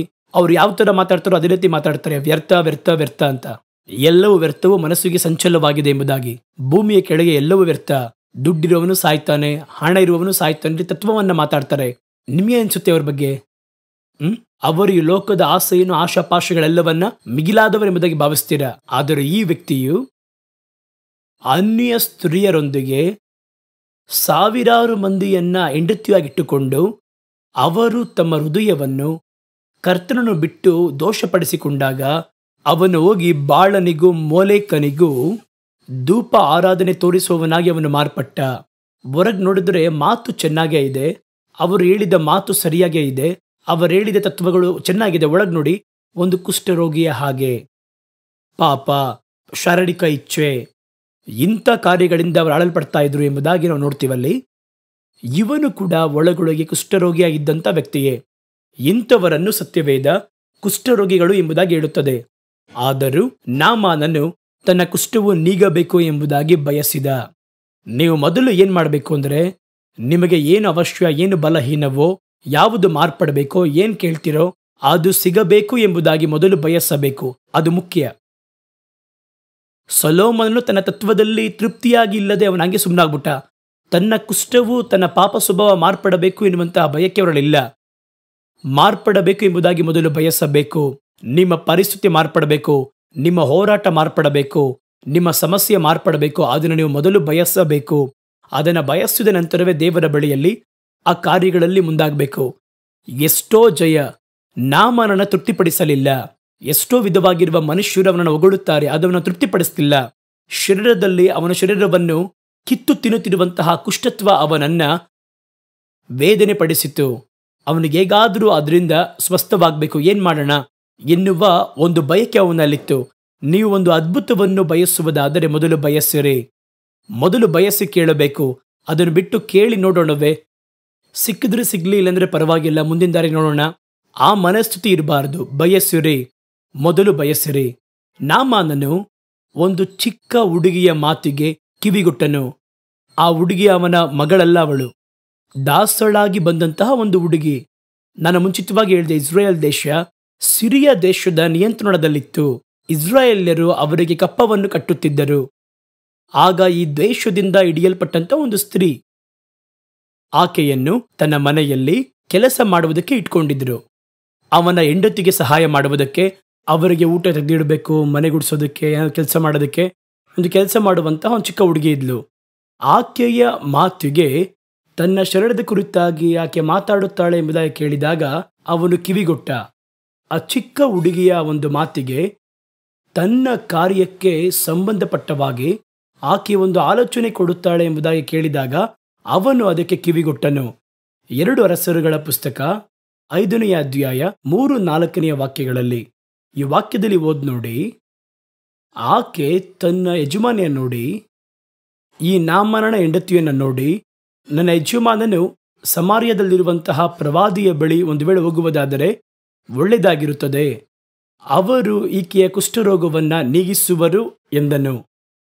ನಮ್ಮ ದೇಶಕ್ಕೆ ಹೋಗಲು ಹೇಳಿರಿ, ಅಲ್ಲಿ ಎಲೀಷ ಎನ್ನುವಂತ ಒಬ್ಬ ಪ್ರವಾದಿ ಇದ್ದಾನೆ, ಅವರು ಇವರ ವ್ಯಾಧಿಯನ್ನು ಸ್ವಸ್ಥಪಡಿಸುವರು.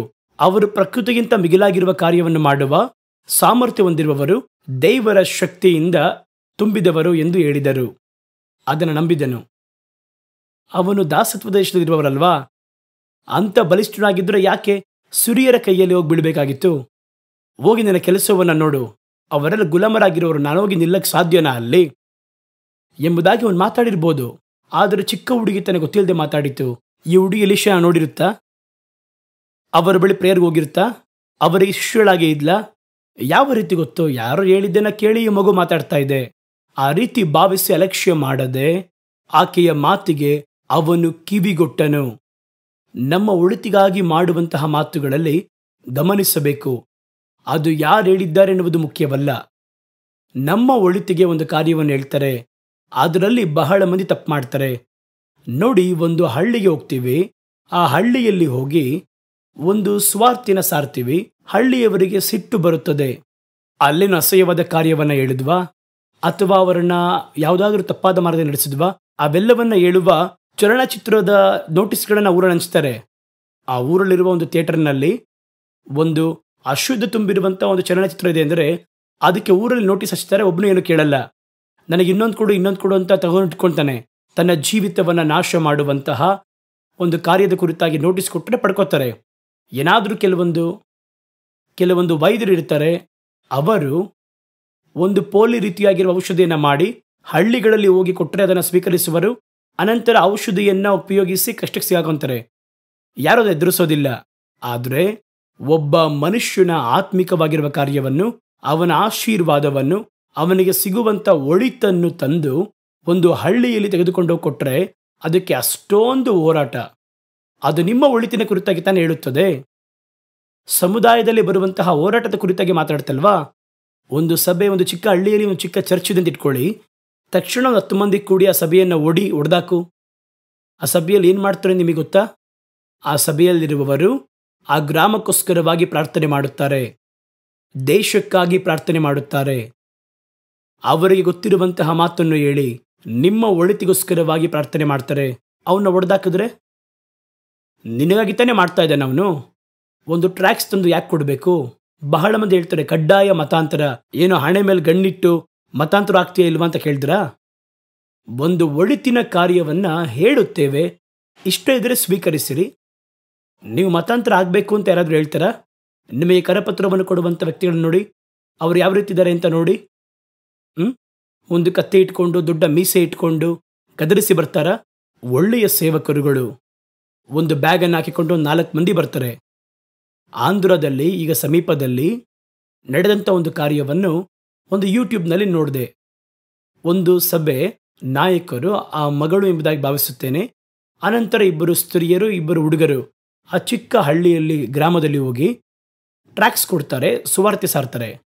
ಅದನ್ನು ಕೊಡುವಾಗ ಒಬ್ಬ ವಯಸ್ಸಾಗಿರುವ ಅಮ್ಮ, ಒಂದು ಅಜ್ಜಿ, ಅವರ ಮೊಮ್ಮಗ, ಅವರ ಒಂದು ಸೊಸೆ, ಚಿಕ್ಕ ಹುಡುಗ ಮೊಮ್ಮಗ, ಇವರು ಅಷ್ಟು ಮಂದಿ ಚಪ್ಪಲಿ ತಗೊಂಡು ಹೊಡಿತಾರೆ. ಅವರಿಗೆ ಏನು ಕೊಟ್ಟರು ನಿಮಗವರು?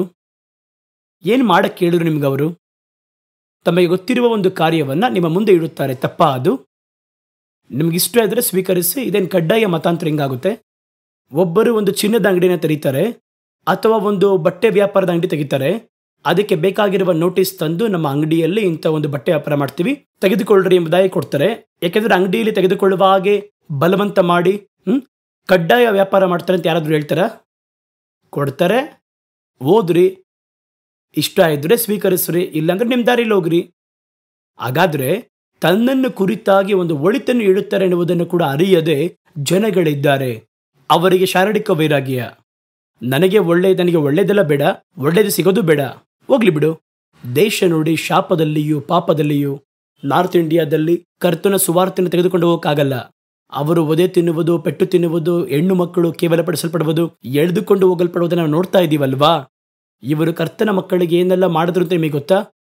ದೇವರ ವಾಕ್ಯ ಒಳಗೆ ಹೋಗದ ಹಾಗೆ ಅವರಿಗೆ ಒಳ್ಳೆಯ ಜೀವಿತವನ್ನು ಕಲಿಸಿಕೊಟ್ಟಂತಹ ಕರ್ತನ ವಾಕ್ಯವನ್ನು ನಿರಾಕರಿಸಿ ನಿಮ್ಮ ಒಳಿತಿಗೆ ತಾನೇ ಹೇಳಿದ್ವಿ, ಇಷ್ಟ ಆದರೆ ಸ್ವೀಕರಿಸಿರಿ, ತಕ್ಷಣ ವಿರೋಧಿಸಿ ಅವರನ್ನು ಓಡಿಸಿ ಇವಾಗ ನೋಡಿ ഇരുಳಲ್ಲಿ ಕವಿದು ಇವತ್ತು ಚುಚ್ಚುತ್ತಿದೆ, ರಕ್ತ ಸುರಿಸುತ್ತಿದ್ದೇವಲ್ಲ ಎಂಬುದಾಗಿ ಹೇಳಿದ್ರೆ ಹೆಂಗಿರುತ್ತೆ? ಆದರೂ ಇವರು ಎಡಬಿಡದೆ ಅವರಿಗೋಸ್ಕರವಾಗಿ ನಾವು ಪ್ರಾರ್ಥನೆ ಮಾಡುತ್ತಲೇ ಇದ್ದೇವೆ. ಯಾರು ಕೆಟ್ಟೋಗ್ಬೇಕು ಅಂತ ಭಾವಿಸೋದಿಲ್ಲ. ಯಾವ ಕ್ರೈಸ್ತರು ಶಾಪ ಬರಲಿ, ದೇಶದಲ್ಲಿ ಬೆಂಕಿ ಬೀಳಲಿ, ಬೆಂಕಿ ಬಂದು ಬೀಳಲಿ ಅಂತ ಯಾರಾದರೂ ಪ್ರಾರ್ಥನೆ ಮಾಡ್ತಾರಂತ ನೋಡಿ? ಒಬ್ಬನೂ ಆ ರೀತಿ ಪ್ರಾರ್ಥನೆ ಮಾಡುವುದಿಲ್ಲ. ಒಂದು ಮಗು ಕೂಡ ತಾನು ಬದುಕುವ ದೇಶದ ಆಶೀರ್ವಾದಕ್ಕೋಸ್ಕರವಾಗಿ ಪ್ರಾರ್ಥನೆ ಮಾಡುತ್ತೆ. ಇದನ್ನೇ ಕರ್ತನ ಸತ್ಯವೇದ ನಮಗೆ ಕಲಿಸಿರುವಂತಹ ಕಾರ್ಯ. ಈ ಸ್ತ್ರೀ ಆ ರೀತಿಯೇ ತನಗೆ ಗೊತ್ತಿರುವಂತಹ ಒಳಿತನ್ನ ಅವನಿಗೆ ಹೇಳಿದಳು. ಅವನು ಅದನ್ನು ಸ್ವೀಕರಿಸಬಹುದು, ಇಲ್ಲಾಂದ್ರೆ ಬಿಡಬಹುದು. ಸ್ವೀಕರಿಸಿಕೊಂಡ. ಆದ್ದರಿಂದ ಒಂದು ದೊಡ್ಡ ಬಿಡುಗಡೆ ಅವನು ಹೊಂದಿಕೊಂಡ. ಆ ರೀತಿ ಸ್ವೀಕರಿಸಿದ ನೀನು ಯಾರು ಹೇಳುವುದಕ್ಕೆ? ನಮಗೆ ಬಂದು ದೇವರುಗಳಿದ್ದಾರೆ, ನದಿಗಳು ಇದೆ, ಎಲ್ಲ ನಾವು ನೋಡಿಕೊಳ್ಳುತ್ತೇವೆ ಎಂಬುದಾಗಿ ಹೇಳ್ಬೋದಿತ್ತಲ್ವಾ? ಆ ರೀತಿ ಹೇಳಲಿಲ್ಲ. ಏಕೆಂದರೆ ತನ್ನ ಸಮಸ್ಯೆ ಮಾರ್ಪಡಬೇಕು. ಒಂದು ಚಿಕ್ಕ ಮಗುವಿನ ಬಾಯಲ್ಲಿ ಬಂದಂತಹ ಆಲೋಚನೆಯನ್ನು ಸ್ವೀಕರಿಸಿ ಅವನು ತನ್ನ ರಥಗಳೊಂದಿಗೆ ಹೊರಟು ಆ ದೇಶಕ್ಕೆ ಹೋದನ್ನು ನಾವು ನೋಡ್ತೀವಿ. ಒಳಿತಿಗೋಸ್ಕರವಾಗಿ ಹೇಳಲ್ಪಟ್ಟಂತಹ ಮಾತುಗಳನ್ನು ಯಾರು ಹೇಳ್ತಾರೆ ಎನ್ನುವುದು ಮುಖ್ಯವಲ್ಲ, ಅದನ್ನು ಗಮನಿಸಬೇಕು. ದೇಶ ಒಳಿತಿಗಾಗಿ ಹೇಳಲ್ಪಡುವಂತಹ ಕಾರ್ಯವನ್ನು ಗಮನಿಸಿದರೆ ದೇಶ ಸುಭಿಕ್ಷೆ ಹೊಂದುವುದು. ಹಾಗಾದರೆ ಆದ್ದರಿಂದ ಅದನ್ನು ಗಮನಿಸಿರಿ. ಒಂದು ದೇವರ ಕಾರ್ಯವು ಬರುವಾಗ ಅದನ್ನು ಹೇಳುವಾಗ ಯಾರು ಹೇಳ್ತಾರೆ ನೋಡಬೇಡಿ, ಏನು ಹೇಳ್ತಾರೆ ಅಂತ ನೋಡಿ. ನಿಮ್ಮ ಒಳಿತಿಗೋಸ್ಕರವಾಗಿ ಅದು ಹೇಳಲ್ಪಡುತ್ತದೆ.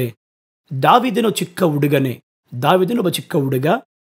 ಸೌಲ ಎನ್ನುವ ಒಬ್ಬ ದೊಡ್ಡ ಅರಸ, ಯುದ್ಧವನ್ನು ನಡೆಸಿದವನು, ಫಿಲಿಸ್ಟಿಯರನ್ನು ಜಯಿಸಿದವನು, ಹಲವು ಹೋರಾಟಗಳಲ್ಲಿ ಯುದ್ಧ ಮಾಡಿರುವವನು. ಅಂಥವರು ಇವತ್ತು ಆ ಗೋಲಿಯಾತನು ಬಂದು ನಿಂತು ಹೊರಗೆ ನಿಂತು ಸವಾಲಾಗಿ ಕರೆಯುತ್ತಿದ್ದಾನೆ. ಎಲ್ಲ ಭಯಪಡುತ್ತಾ ಇದ್ದಾರೆ. ಕುರಿ ಕಾಯುತ್ತಿದ್ದಂತಹ ದಾವೀದನು ಅವರು ನೇರವಾಗಿ ಹಾದು ಬಂದು ಸೌಲನಿಗೆ ಆಲೋಚನೆ ಹೇಳುತ್ತಾನೆ. ನಾವು ಯಾಕೆ ಈ ರೀತಿ ಕೂತಿರಬೇಕು? ಅವನನ್ನ ವಿರೋಧ ಮಾಡಬಹುದಲ್ಲ ನಾವು, ಏಕೆಂದರೆ ಅವನು ಸುನ್ನತಿ ಇಲ್ಲದವನು. ಇವ್ರು ಹೇಳ್ತಾರೆ, ಅಪ್ಪ ಅದೆಲ್ಲ ಆನಂತರ, ಅದು ಸಭೆಯೊಳಗೆ.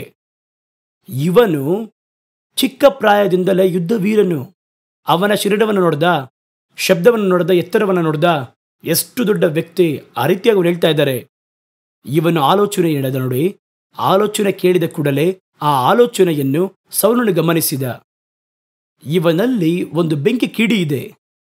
ದೇವನ ಮೇಲೆ ಒಂದು ಕದಲದಿರುವ ನಂಬಿಕೆ ಇದೆ. ಇವನಿಂದ ಜಯಿಸಲು ಸಾಧ್ಯ ಎನ್ನುವುದನ್ನು ಅವರು ನಂಬಿದನು. 1 ಸಮುವೇಲನ ಪುಸ್ತಕ 17ನೇ ಅಧ್ಯಾಯ 31ನೇ ವಾಕ್ಯ 32ನೇ ವಾಕ್ಯಗಳು. ದಾವೀದನು ಹೇಳಿದ ಮಾತುಗಳನ್ನು ಅವರು ಕೇಳಿ ಅದನ್ನು ಸೌಲನ ಸಮ್ಮುಖದಲ್ಲಿ ತಿಳಿಸಿದರು. ಆಗ ಸೌಲನು ದಾವೀದನನ್ನು ಕರೆದನು ಎಂಬುದಾಗಿ ಬರೆಯಲ್ಪಟ್ಟಿದೆ. ಹೇಳಿದ ಮಾತು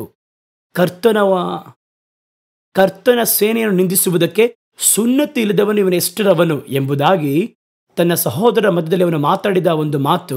ತನ್ನ ವೀರರು ಹೋಗಿ ಅಲ್ಲಿ ಹೇಳ್ತಾರೆ, ಈ ರೀತಿ ಹುಡುಗ ಬಂದಿದ್ದಾನೆ, ಹಿಂಗೆಲ್ಲ ಹೇಳ್ತಾ ಇದ್ದಾನೆ, ತಕ್ಷಣ ಕರೆಯಪ್ಪ ಅವನ್ನ ಎಂಬುದಾಗಿ ಅವನ ಕರೆ ಕಳಿಸಿದರು. ದಾವೀದನು ಸೌಲನಿಗೆ, ಇವನ ನಿಮಿತ್ತವಾಗಿ ಒಬ್ಬರ ಹೃದಯವು ಧೈರ್ಯಗೆಡುವುದು ಬೇಡ, ನಿಮ್ಮ ದಾಸನಾಗಿರುವ ನಾನು ಹೋಗಿ ಈ ಫಿಲಿಸ್ಟಿಯನೊಂದಿಗೆ ಯುದ್ಧ ಮಾಡುತ್ತೇನೆ ಎಂದನು. ಸ್ವಲ್ಪ ಹಿಂಗೆ ಅವನ ತಲೆ ಎತ್ತಿ ನೋಡಿದ್ರು. ಚಿಕ್ಕ ಹುಡುಗ. ಚರಿತ್ರರು ಹೇಳ್ತಾರೆ 14 ವಯಸ್ಸು ಇರ್ಬೋದು ಅಂತ ಹೇಳ್ತಾರೆ, ನಮಗೆ ಸರಿ ಗೊತ್ತಿಲ್ಲ. ಒಬ್ಬ ಚಿಕ್ಕ ಹುಡುಗ ತಲೆ ಎತ್ತಿ ನೋಡಿದ್ರು.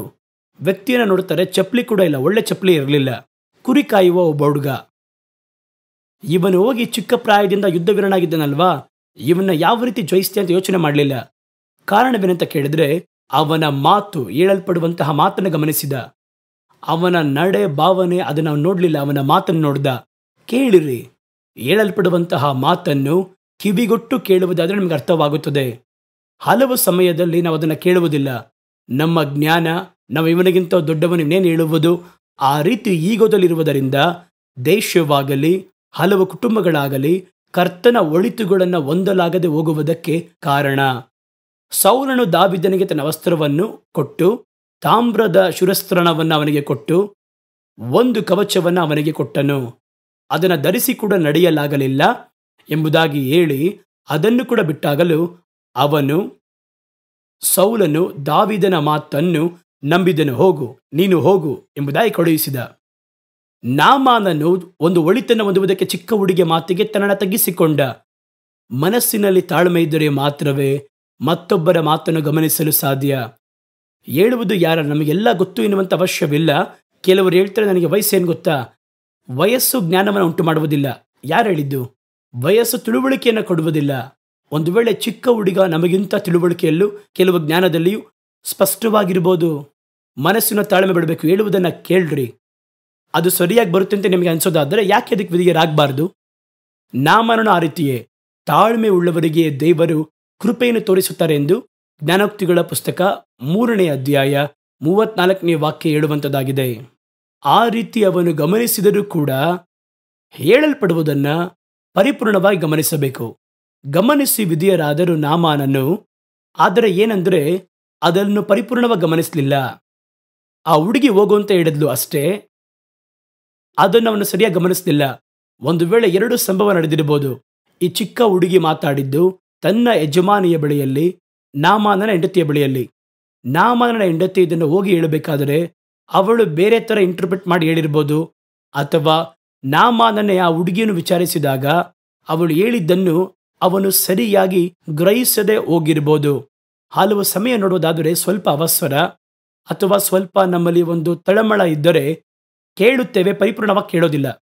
ಪರಿಪೂರ್ಣವಾಗಿ ಕೇಳಲು ಆಗದಿರುವುದರಿಂದ ನಾವು ತಪ್ಪಾದ ಕೆಲವೊಂದು ತೀರ್ಮಾನಗಳನ್ನು ತೆಗೆದುಕೊಳ್ಳುವುದಕ್ಕೆ ಅವಕಾಶಗಳು ಉಂಟು. ನಾಮಾನನು ಆ ರೀತಿಯೇ ಮಾಡ್ದ. ಏನ್ ಮಾಡ್ದ ನೋಡಿ, ನಾಮಾನನು ಮಾಡಿದಂತಹ ಒಂದು ಚಿಕ್ಕ ತಪ್ಪು, ಅವನು ಕಿವಿಗೊಟ್ಟದನ್ನು ಸರಿಯಾಗಿ ಕಿವಿಗೊಡಲಿಲ್ಲ. ಆ ಚಿಕ್ಕ ಹುಡುಗಿ ಹೇಳಿದಳು, ಪ್ರವಾದಿ ವ್ಯಾಧಿಯನ್ನು ನೀಗಿಸಿ ಸ್ವಸ್ಥಪಡಿಸುತ್ತಾನೆ, ನೀವು ಪ್ರವಾದಿ ಬಳಿಯಲ್ಲಿ ಹೋಗಿ ಅಂತ ಹೇಳಲು ಇವನು ತನ್ನ ರಾಜ ಸಿರಿಯ ರಾಜನ ಬಳಿಯಲ್ಲಿ ಒಂದು ಪತ್ರವನ್ನು ತೆಗೆದುಕೊಂಡು ನೇರವಾಗಿ ಇಸ್ರೇಲ್ನ ರಾಜರ ಬಳಿ ಹೋಗಿ ನಿಂತ. ಎಲ್ಲಿ ಅದ್ಭುತ ಸಿಗುತ್ತದೋ, ಕರ್ತನ ಬಳಿ ಹೋಗಿ ಅಂತ ಹೇಳಿದ್ರೆ ನೀವು ಹೋಗಿ ಒಂದು ವಿಗ್ರಹದ ಬಳಿ ಹೋಗಿ ನಿಂತರೋ ಅಥವಾ ಬೇರೆ ಎಲ್ಲಾದರೂ ಹೋಗಿ ನಿಂತರೋ ಎಲ್ಲಿ ಅದ್ಭುತ ಸಿಗುತ್ತೆ? ಹೇಳಲ್ಪಡುವುದನ್ನು ಗಮನಿಸಬೇಕು, ಹೇಳಲ್ಪಡುವುದನ್ನು ಗಮನಿಸಬೇಕು. ಇವನು ಹೇಳ್ತೀನಿ ಅಂತ ಇಟ್ಕೊಳ್ಳಿ, ದೇವರಾಗಿರುವ ಯೇಸು ಕ್ರಿಸ್ತನು ಎನ್ನುವ ದೇವರ ಬಳಿಯಲ್ಲಿ ಹೋಗಿ ಕೇಳಿರಿ ಅಂತ ಹೇಳ್ತೀನಿ. ನೀವು ಈ ಕ್ರಿಸ್ತನು ಯೇಸು ಎಂಬುದಾಗಿ ಬಿಟ್ಟು ದೇವರು ಎಂಬುದಾಗಿ ಅಂದುಕೊಂಡು ದೇವರು ಎಂಬುದಾಗಿ ಕರೆಯಲ್ಪಡುವ ಯಾವುದೋ ಒಂದರ ಬಳಿ ಹೋಗಿ ನಿಂತರೆ ಹೆಂಗೆ ಆ ವ್ಯಾಧಿ ನಿವಾರಣೆ ಆಗುತ್ತೆ? ಆದ್ದರಿಂದ ಕರ್ತನ ಬಳಿಯಲ್ಲಿ ಒಂದು ಕಾರ್ಯವನ್ನು ಮಾಡಲು ಬರುವಾಗ ಹೇಳಲ್ಪಡುವುದನ್ನು ಸ್ಪಷ್ಟವಾಗಿ ಕೇಳಬೇಕು, ಸ್ಪಷ್ಟವಾಗಿ ಮೊದಲು ಅಂಡರ್ಸ್ಟ್ಯಾಂಡ್ ಮಾಡ್ಕೊಬೇಕು. ಒಂದು ಸುವಾರ್ಥ ಕೊಟ್ಟಕ್ಕೆ ಹೋಗ್ತೀರಾ, ಒಂದು ಸ್ವಸ್ಥತೆ ಕೊಟ್ಟು ಹೋಗ್ತೀರಾ, ಏನು ಹೇಳ್ತಾರೆ ಅಂತ ಕೇಳಿ. ಕೆಲವರು ಹೇಳ್ತಾರೆ ಅಲ್ಲಿ ಹೋದರೆ ಗುಣವಾಗುತ್ತೆ ಅಂತ, ಹೋದ್ರೆಲ್ಲ ಗುಣವಾಗುವುದಿಲ್ಲ. ಅಲ್ಲೇನು ಹೇಳ್ತಾರೆ ಅಂತ ಕೇಳಿ ಅದನ್ನು ಮಾಡಿದ್ರೆ ಗುಣವಾಗುತ್ತೆ. ಸುಮ್ಮನೆ ಅಲ್ಲೋಗಿ ಕುಳಿತರೆ ಅಲ್ಲೆಲ್ಲಿ ಗುಣವಾಗುತ್ತೆ? ಹಾಗಾದ್ರೆ ಇದನ್ನೆಲ್ಲ ಇಟ್ಟು ಹೇಳಲ್ಪಡುವಂತಹ ಮಾತುಗಳನ್ನು ಗಮನಿಸಿ ಕೇಳಬೇಕು. ನೋಡಿ ಎಲ್ಲಿ ಹೋಗಿ ನಿಂತರು ಅಂತ ನೋಡಿ. 2 ಅರಸರ ಪುಸ್ತಕ 5ನೇ ಅಧ್ಯಾಯ 3ನೇ ವಾಕ್ಯವು ಹೇಳುತ್ತದೆ, ಆಕೆ ತನ್ನ ಯಜಮಾನಿಗೆ, ನನ್ನ ಯಜಮಾನನು ಸಮಾರ್ಯದಲ್ಲಿರುವ ಪ್ರವಾದಿ ಬಳಿಯಲ್ಲಿ ಹೋದರೆ ಚೆನ್ನಾಗಿರುತ್ತೆ, ಅವರು ಇವರ ಕುಷ್ಠರೋಗವನ್ನ ನೀಗಿಸುವರು ಅಂದಳು. ಆದರೆ 2 ಅರಸರು 5ನೇ ಅಧ್ಯಾಯ 7ನೇ ವಾಕ್ಯದಲ್ಲಿ ಇಸ್ರಾಯೇಲ್ ಅರಸನ ಬಳಿ ಹೋಗಿ ನಿಲ್ಲುತ್ತಾನೆ. ಸಿರಿಯ ದೇಶದ ಆ ಒಂದು ಸೇನಾಧಿಪತಿ ಅವರ ದೇಶದ ಅರಸನ ಬಳಿ ಒಂದು ಪತ್ರಿಕೆಯನ್ನು ಬರೆದುಕೊಂಡು, ಒಂದು ಪತ್ರವನ್ನು ತೆಗೆದುಕೊಂಡು ಅವನನ್ನು ಬಂದು ಅರಸನನ್ನು ಸಂಧಿಸುತ್ತೇನೆ, ಕುಷ್ಠರೋಗವನ್ನ ಅಲ್ಲಿ ಸ್ವಸ್ಥಪಡಿಸಬಹುದು ಎಂಬುದಾಗಿ ಒಂದು ಪತ್ರವನ್ನು ತೆಗೆದುಕೊಂಡು ಹೋಗುತ್ತಾನೆ. ಈ ಪತ್ರವನ್ನು ತೆಗೆದುಕೊಂಡು ಹೋಗಿ ನೇರವಾಗಿ ನಾಮನನ್ನು ಬಂದ ಹೇಳಿದ ತಕ್ಷಣ ಅರಸ ಎದುರುದ, ಏನೋ ಮತ್ತೆ ಕಪ್ಪ ಅಧಿಕವಾಗ್ತಾರೇನೋ ಅಥವಾ ಏನಾದರೂ ತೆರಿಗೆ ಅಧಿಕವಾಗಿ ಕಟ್ಟಬೇಕೋ ಏನೋ, ಇಷ್ಟು ದೊಡ್ಡ ಅಧಿಪತಿ ಬಂದಿದ್ದಾನೆ ಅಂತ ಹೇಳಿದ್ರೆ ಭಯಪಟ್ಟು ಬನ್ನಿ ಎಂಬುದಾಗಿ ಅರಮನೆಯಲ್ಲಿ ತಂದು ಕೂರಿಸಿದರೆ, ನನ್ನ ಅರಸ ಒಂದು ಪತ್ರವನ್ನು ಕೊಟ್ಟು ಕಳುಹಿಸಿದ್ದಾರೆ ಎಂದು ಇಸ್ರಾಯೇಲ್ಯರ ಅರಸನಿಗೆ ಕೊಟ್ಟ. ಇಸ್ರಾಯೇಲ್ಯರ ಅರಸನು ಆ ಪತ್ರಿಕೆಯನ್ನು ಓದಿದಾಗ 2 ಅರಸರು 5ನೇ ಅಧ್ಯಾಯ 7ನೇ ವಾಕ್ಯ, ಅವನು ತನ್ನ ವಸ್ತ್ರವನ್ನು ಹರಿದುಕೊಂಡು ಒಬ್ಬ ಮನುಷ್ಯನನ್ನು ಅವನ ಕುಷ್ಠದಿಂದ ನೀಗಿಸಬೇಕು ಎಂಬುದಾಗಿ ಅವನು ನನ್ನ ಬಳಿಯಲ್ಲಿ ಪತ್ರಿಕೆ ಕಳುಹಿಸುವುದಕ್ಕೆ, ಕೊಲೆ ಮಾಡುವುದಕ್ಕೂ ಪುನರುತ್ಥಾನ ಮಾಡುವುದಕ್ಕೂ ನಾನು ದೇವರ, ಇವನು ನನ್ನನ್ನು ವಿರೋಧ ಮಾಡುವುದಕ್ಕೆ ಸಮಯ ಹುಡುಕುತ್ತಿದ್ದಾನೆ ಎಂಬುದಾಗಿ ಯೋಚನೆ ಮಾಡಿ ಅಂತ ಹೇಳಿದ. ಪತ್ರವನ್ನು ಓದಿದ ಕೂಡಲೇ ಒಳಗೋಡಾದ್ರು ರೂಮ್ಗೆ. ತನ್ನ ಪ್ರಧಾನಿಗಳನ್ನು ಕರೆದ. ಏನಂತ ಬರೆಯಲ್ಪಟ್ಟಿದೆ ಗೊತ್ತಾ? ಈ ಪತ್ರವನ್ನು ತರುವಂತಹ ನಾಮಾನನು ಒಳಗೊಳಗೆ ಕುಷ್ಠರೋಗಿಯಾಗಿದ್ದಾನೆ, ಅವನ ಕುಷ್ಠರೋಗವನ್ನು ನೀಗಿಸಿ ಕಳುಹಿಸಿರಿ ಎಂಬುದಾಗಿ ಅವರು ಉತ್ತರ ಬರೆದಿದ್ದಾರೆ. ಇವನು ಹೋದರೂ ಏನು ಮಾಡ್ತಾನೆ ಅದನ್ನ? ತಕ್ಷಣ ಆ ಅರಸ ತನ್ನ ಪ್ರಧಾನಿಗಳನ್ನು ರಹಸ್ಯವಾಗಿ ಕರೆದುಕೊಂಡು ಹೋಗಿ, ನಮ್ಮನ್ನು ವಿರೋಧಿಸುವುದಕ್ಕೆ ಸಮಯ ಹುಡುಕ್ತಾ ಇದ್ದಾರೆ, ಇವನ ಕುಷ್ಠರೋಗ ಗುಣವಾಗದೆ ಇವನನ್ನು ಪುನಃ ಕಳಿಸ್ಕೊಟ್ರೆ ಅಷ್ಟೇ, ಇದನ್ನು ಕಾರಣ ತೋರಿಸಿ ದಂಡೆತ್ತಿ ಬಂದು ಬಿಡುತ್ತಾರೆ, ಉಳಿದಿರುವ ರಾಜ್ಯವನ್ನು ಹಿಡಿದುಕೊಳ್ಳುತ್ತಾರೆ. ಅದಕ್ಕೆ ಅವನ ಸಮಯ ಹುಡುಕುತ್ತಿದ್ದಾನೆ. ಅದನ್ನು ಬಿಟ್ಟರೆ ಒಬ್ಬ ಮನುಷ್ಯನ ಕುಷ್ಠವನ್ನ ನೀಗಿಸುವುದಕ್ಕೆ ನಾನು ಒಬ್ಬ ದೇವರ ಅಂತ ಕೇಳ್ತಾನೆ. ಒಬ್ಬನನ್ನು ಕೊಲ್ಲುವುದಕ್ಕೂ ಉಜ್ಜೀವಿಸ ಮಾಡುವುದಕ್ಕೂ ನಾನು ದೇವರ, ನನ್ನ ಬಳಿ ಕಳುಹಿಸಿದ್ದನಲ್ಲ ಅಂತ ಕೇಳ್ತಾನೆ. ಇದರೊಳಗೆ 2 ವಿಷಯವನ್ನು ಗಮನಿಸಬೇಕು. ಒಂದು, ಈ ಅರಸನ ಬಳಿ ತಂದು ನಾಮನನ್ನು ಕೊಟ್ಟಿದ್ದು ಒಂದು ದೊಡ್ಡ ತಪ್ಪು. 2ನೇದಾಗಿ ಅರಸ ನೋಡಿ, ಆ ದೇಶದಲ್ಲಿ ಎಲಿಷಾ ಎನ್ನುವ ಪ್ರವಾದಿ ಇದ್ದಾನೆ, ಒಂದು ಕೆಲಸ ಮಾಡುವ ಹುಡುಗಿ ಕೂಡ ಪ್ರವಾದಿ ಬಗ್ಗೆ ತಿಳಿದಿದೆ. ಪ್ರಜೆಗಳನ್ನು ಆಳ್ವಿಕೆ ಮಾಡುವಂತಹ ಒಬ್ಬ ಅರಸನಿಗೆ ಅದು ಗೊತ್ತಿಲ್ಲ. ಇವನು ಬಂದರೆ ಗುಣಪಡಿಸುವವರು ಇಲ್ಲಿದ್ದಾರೆ, ಅವರ ಹೆಸರು ಎಲಿಷಾ, ದೇವ ಮನುಷ್ಯನು, ಪ್ರವಾದಿ ಎಂಬುದಾಗಿ ಕಳಿಸಬಹುದಿತ್ತಲ್ವಾ? ಇವನು ಕುಳಿತು ತಳಮಳಗೊಳ್ಳುತ್ತಿದ್ದಾನೆ, ಭಯಪಡುತ್ತಿದ್ದಾನೆ, ಎಲ್ಲಿ ಕೊಲೆ ಮಾಡ್ತಾರೆ ಎಂಬುದಾಗಿ. ಹಾಗಾದರೆ ಒಂದು ಚಿಕ್ಕ ಹುಡುಗಿಗೆ ಗೊತ್ತಿದೆ ಎಲ್ಲೋದ್ರೆ ಸ್ವಸ್ಥತೆ ಸಿಗುತ್ತೆ ಅಂತ. ಇವರೆಲ್ಲರೂ ಆಳ್ವಿಕೆ ಮಾಡುವ ಪ್ರಜೆಗಳ ನಾಯಕನಾಗಿರುವಂತಹ ಅರಸನಿಗೆ ಎಲೀಷನ ಕುರಿತು ಗೊತ್ತಿಲ್ಲ. ಗೊತ್ತಿಲ್ಲದೆ ಅಲ್ಲ, ಅವನ ಮೇಲೆ ಅಷ್ಟು ನಂಬಿಕೆ ಇಲ್ಲ. ಇಷ್ಟಕ್ಕೂ ಎಲೀಷ ಹಲವು ಬಾರಿ ಇವರ ಪ್ರಾಣವನ್ನು ಕಾಪಾಡಿದ್ದಾರೆ ಪ್ರವಾದನೆ ಮುಖಾಂತರವಾಗಿ. ಇದೆಲ್ಲ ಗೊತ್ತಿದ್ರೂ ಕೂಡ ಆ ಚಿಕ್ಕ ಹುಡುಗಿ ನಂಬಿದವರೆಗೂ ಇವನು ಅವ್ರನ್ನ ನಂಬಲಿಲ್ಲ. ಹಲವು ಸಂದರ್ಭ ಆ ರೀತಿಯೇ ನಮ್ಮಲ್ಲಿ ಏನಿದೆ ಎಂಬುದಾಗಿ ನಮಗೆ ಗೊತ್ತಿರೋದಿಲ್ಲ. ನಮ್ಮ ಬಳಿ ಏನಿದೆ ದೇವರೇನಿಟ್ಟಿದ್ರೆ ನಮಗೆ ಅದು ಅರ್ಥವಾಗಲ್ಲ. ನಾವು ಹೋಗಿ ಭಿಕ್ಷುಕನ ಹಾಗೆ ನಿಂತಿರ್ತೀವಷ್ಟೇ. ಇವನ್ ನೋಡಿ ಭಯಪಟ್ಟು ನಡುಗುತ್ತಾ ಇದ್ದಾನೆ. ಕರ್ತನ ಮಾತನ್ನು ಸರಿಯಾಗಿ ಕೇಳದವರಿಂದ ಗೊಂದಲಗಳು ಉಂಟಾಗುವುದು. ಇವನು ಸರಿ ಕೇಳಿಸ್ಕೊಳ್ಳಲಿಲ್ಲ, ಅರಸನು ಸರಿ ಕೇಳಿಸ್ಕೊಳ್ಳಲಿಲ್ಲ. ಹಾಗಾಗಿ ಅರಮನೆಯಲ್ಲಿ ದೊಡ್ಡ ಗೊಂದಲ ಅದು ಉಂಟಾಯಿತು. ಅದೇ ರೀತಿಯೇ ಒಂದು ದೊಡ್ಡ ವ್ಯಕ್ತಿಗಳು ನಡೆಯುತ್ತದೆ. ಇದು ಕರ್ತನು ಮಾತಾಡುವ ಕಾರ್ಯವನ್ನು ಕೂಡ ಸರಿಯಾಗಿ ಗಮನಿಸೋದಿಲ್ಲ. ದೇವರ ಮಕ್ಕಳು ಹಲವರು ದೇವರು ನನ್ನ ಬಳಿ ಮಾತಾಡೋದನ್ನೇ ಒಂದು ದರ್ಶನ ಕೊಟ್ಟರು ಅಂತ ಹೇಳ್ತಾರೆ. ಆದರೆ ಆ ದರ್ಶನವನ್ನು ನೋಡಿದ್ರೆ ಅವರು ಅದನ್ನು ಪರಿಪೂರ್ಣವಾಗಿ ಪಡೆದುಕೊಂಡಿರುವುದಿಲ್ಲ. ಕರ್ತನು ಮಾತಾಡಿದ್ದನ್ನು ಪರಿಪೂರ್ಣವಾಗಿ ಗಮನಿಸಿರುವುದಿಲ್ಲ. ಈ ರೀತಿಯಾಗಿ ಇತ್ತು, ಆ ರೀತಿ ಬಂದದ್ದಾಗಿತ್ತು, ಈ ರೀತಿ ಹೇಳಿತ್ತರ ಇತ್ತು ಎಂಬುದಾಗಿ ಹೇಳಿದ್ರೆ ಒಂದು ವೇಳೆ ಅವರು ಸಂದೇಹದಿಂದ ಅರ್ಧಂಬರ್ಧವಾಗಿ ನೋಡಿದ್ದಾರೆ ಎಂಬುದಾಗಿ ಅರ್ಥ. ಒಬ್ಬನು ಸರಿಯಾಗಿ ದೇವರು ಮಾತಾಡಿದ್ದನ್ನು ಕೇಳಿಸ್ಕೊಂಡ್ರೆ ಕಟ್ನಿಟ್ಟಾಗಿ ಹೇಳ್ತಾನಲ್ವಾ, ಇದೇ ರೀತಿಯೇ ಎಂಬುದಾಗಿ, ಹಿಂಗೆ ಹಂಗೆ ಅಂತ. ಆ ರೀತಿ ಇತ್ತು, ಈ ರೀತಿ ಇತ್ತು ಅಂತ ಒಂದು ವೇಳೆ ಹೇಳೋದಾದ್ರೆ ಅವನು ಸರಿಯಾಗಿ ಕೇಳಲಿಲ್ಲ. ಅದು ಅಪಾಯ, ಅದು ಅಪಾಯದಲ್ಲಿ ಹೋಗಿ ಮುಗಿಯುತ್ತದೆ. ನೋಡಿ, ದೊಡ್ಡ ಪ್ರವಾದಿ ಮೋಶೆ, ಅವರಿಗೂ ಕೂಡ ಅದು ನಡೆದಿದೆ. ಅವರು ಕೂಡ ಕರ್ತನ ಅವರ ಬಳಿ ಮಾತಾಡ್ತಾರೆ. ಇಸ್ರಾಯೇಲ್ ಜನಗಳು ಕುಡಿಯುವುದಕ್ಕೆ ನೀರಿಲ್ಲ. ಅವರು ಎಲ್ಲ ಬಹಳ ಗಮನವಾಗಿದ್ದರಿಂದ ಮೋಶೆಗೆ ವಿರುದ್ಧವಾಗಿ ಅವರು ಗುಣಗುಟ್ಟುವುದಕ್ಕೆ ಆರಂಭಿಸಿದರು. ನಾವು ದಾರಿಯಲ್ಲಿ ಸಾಯುವುದಕ್ಕೆ ನಮ್ಮನ್ನ ಕರ್ಕೊಂಬಂದ್ರಿ ಅಂತ ಕೇಳಿದರು. ಮೋಶೆ ದೇವರ ಬಳಿ ಹೋಗಿ ವಿಚಾರಣೆ ಮಾಡಿದರು. ಕರ್ತನು ಹೇಳಿದರು ಅವರನ್ನ ನೋಡಿ, ನೀನು ಆ ಬಂಡೆ ಬಳಿಯಲ್ಲಿ ಹೋಗಿ ಮಾತಾಡು. ಆ ಬಂಡೆ ನಿನಗೆ ತನ್ನ ಬಳಿಯಿಂದ ಕುಡಿಯುವುದಕ್ಕೆ ನೀರನ್ನು ಕೊಡುವುದು ಅಂತ ಹೇಳಿದರು. ಆದರೆ ಇದೇ ರೀತಿ ಒಂದು ಸಂಭವ ಇದರ ಹಿಂದೆ ಮೋಶೆಯ ಜೀವನದಲ್ಲಿ ನಡೆದಿದ್ದರಿಂದ ಆ ಸಮಯದಲ್ಲಿ ಕರ್ತನು ಏನು ಹೇಳಿದರು, ಏನು ಮಾಡಿದರು ಅಂತ ಹೇಳಿದರೆ, ಅವನಿಗೆ ಒಂದು ಆಲೋಚನೆ ಕೊಟ್ಟು, ಬಂಡೆಯನ್ನು ನಿನ್ನ ಕೈಯಲ್ಲಿರುವ ಕೋಲಿನಿಂದ ಒಡಿ, ಅದು ನಿನಗೆ ನೀರನ್ನು ಕೊಡುವುದು ಎಂಬುದಾಗಿ ಮುಂಚಿತವಾಗಿ ಹೇಳಿದರು. ಈಗ ಈ ಸಮಯದಲ್ಲಿ ಬಂದು ಕೇಳುವಾಗ ಮೋಶೆ ಅವಸರದಿಂದ ಕೇಳದರಿಂದಲೋ, ಜನಗಳು ಅವರನ್ನ ಗೊಂದಲಕ್ಕೆ ಗೊಂದಲದಿಂದ ಕೇಳಿದರಿಂದಲೋ, ಅವರು ಆ ಬಂಡೆ ಎನ್ನುವಂತಹ ಪದದವರೆಗೂ ಕೇಳಿದ್ರಿಂದ ಅದನ್ನ ಒಡೆಯಬೇಕಾ ಮಾತಾಡಬೇಕಾ ಗಮನಿಸದೆ ಬಿಟ್ಟು ಬಿಟ್ಟರು. ಇದನ್ನೇ ಸತ್ಯವೇದದಲ್ಲಿ ಹೇಳುತ್ತದೆ. ವಿಮೋಚನ ಕಾಂಡ 17ನೇ ಅಧ್ಯಾಯ 6ನೇ ವಾಕ್ಯವನ್ನು ನೋಡಿ ಪ್ರಥಮ ಬಾರಿ ನಡೆದಿರುವ ಕಾರ್ಯವಿರಲ್ಪಟ್ಟಿದೆ. ಜನಗಳು ಆ ಸ್ಥಳದಲ್ಲಿ ಬಹಳ ದಾಹವುಳ್ಳವರಾಗಿ ಬಹಳ ದಾಹವಾಗಿದ್ದರಿಂದ ಅವರು ಮೋಶೆಗೆ ವಿರುದ್ಧವಾಗಿ ಗುಣಗುಟ್ಟಿ, ನೀವು ನಮ್ಮನ್ನು, ನಮ್ಮ ಮಕ್ಕಳನ್ನು, ನಮ್ಮ ದನ ಕುರಿಗಳನ್ನು ನೀರಿಲ್ಲದೆ ಸಾಯಿಸುವುದಕ್ಕೆ ನಮ್ಮನ್ನು ಐಗುಪ್ತದಿಂದ ಯಾಕೆ ಕರೆತಂದರು ಅಂತ ಕೇಳಿದರು. ಮೋಶೆ ದೇವರನ್ನು ನೋಡಿ ಕೂಗಿ, ಈ ಜನಗಳಿಗೆ ನಾನೇನು ಮಾಡಲಿ, ಇವರು ನನ್ನನ್ನು ಕಲ್ಲೆಸೆದು ಕೊಲ್ಲುವುದಕ್ಕಿದ್ದಾರೆ ಅಂತ ಹೇಳಿದ. ಆಗ ದೇವರು ಮೋಶೆಯನ್ನ ನೋಡಿ, ನೀನು ಇಸ್ರಾಯೇಲ್ಯರಲ್ಲಿ ಕೆಲವು ಹಿರಿಯರನ್ನ ಕರೆಕೊಂಡು ನದಿಯನ್ನು ಒಡೆದಂತಹ ನಿನ್ನ ಕೋಲನ್ನ ಕೈಯಲ್ಲಿಡುಕೊಂಡು ಜನಗಳ ಮುಂದೆ ನಡೆದು ಹೋಗು. ಅಲ್ಲಿ ಒರೇಬಿನಲ್ಲಿ ನಾನು ನಿನ್ನ ಮುಂದೆ ಬಂಡೆಯ ಮೇಲೆ ನಿಲ್ಲುವೆನು. ನೀನು ಆ ಬಂಡೆಯನ್ನ ಒಡಿ, ಆಗ ಜನಗಳು ಕುಡಿಯುವುದಕ್ಕೆ ಅದರಿಂದ ನೀರು ಹೊರಡುವುದು ಅಂತ ಹೇಳಿದರು. ಅದೇ ರೀತಿ ಮೋಶೆ ಇಸ್ರಾಯೇಲ್ಯರ ಹಿರಿಯರ ಕಣ್ಗಳ ಮುಂಭಾಗದಲ್ಲಿ ಮಾಡಿದ. ಇಸ್ರಾಯೇಲ್ ಪುತ್ರರು ವಾದ ಮಾಡಿದ ನಿಮಿತ್ತವಾಗಿ ದೇವರು ನಮ್ಮ ನಡುವೆ ಇದ್ದಾರಾ ಇಲ್ಲವಾ ಎಂಬುದಾಗಿ ದೇವರನ್ನ ಪರೀಕ್ಷೆ ಮಾಡಿದ್ರ ನಿಮಿತ್ತವಾಗಿ ಆ ಸ್ಥಳಕ್ಕೆ ಮಾರಾ ಎಂಬುದಾಗಿ, ಮೇರಿಬಾ ಎಂಬುದಾಗಿ ಹೆಸರಿಟ್ಟ. ಹಾಗಾದ್ರೆ ಆ ಸ್ಥಳದಲ್ಲಿ ಪ್ರಥಮ ಬಾರಿ ನೀರಿಗೆ ದಾಹ ಉಂಟಾಯಿತು. ಮೇರಿಬಾ ಎನ್ನುವ ಸ್ಥಳದಲ್ಲಿ ಅವರು ಬಂದಾಗ ಎಲ್ಲರೂ ಗುಣಗುಡ್ತಾ ಇದ್ದಾರೆ.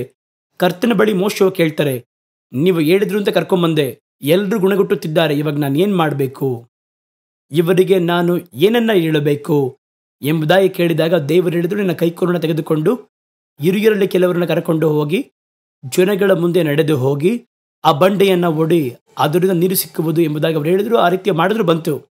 2ನೇ ಬಾರಿ ಅದೇ ಸಮಸ್ಯೆನೇ, ನೀರಿಲ್ಲದ ಒಂದು ಸಮಸ್ಯೆ. ಅರಣ್ಯಕಾಂಡ 20ನೇ ಅಧ್ಯಾಯ 8ನೇ ವಾಕ್ಯದಲ್ಲಿ ಹೇಳಲ್ಪಟ್ಟಿದೆ.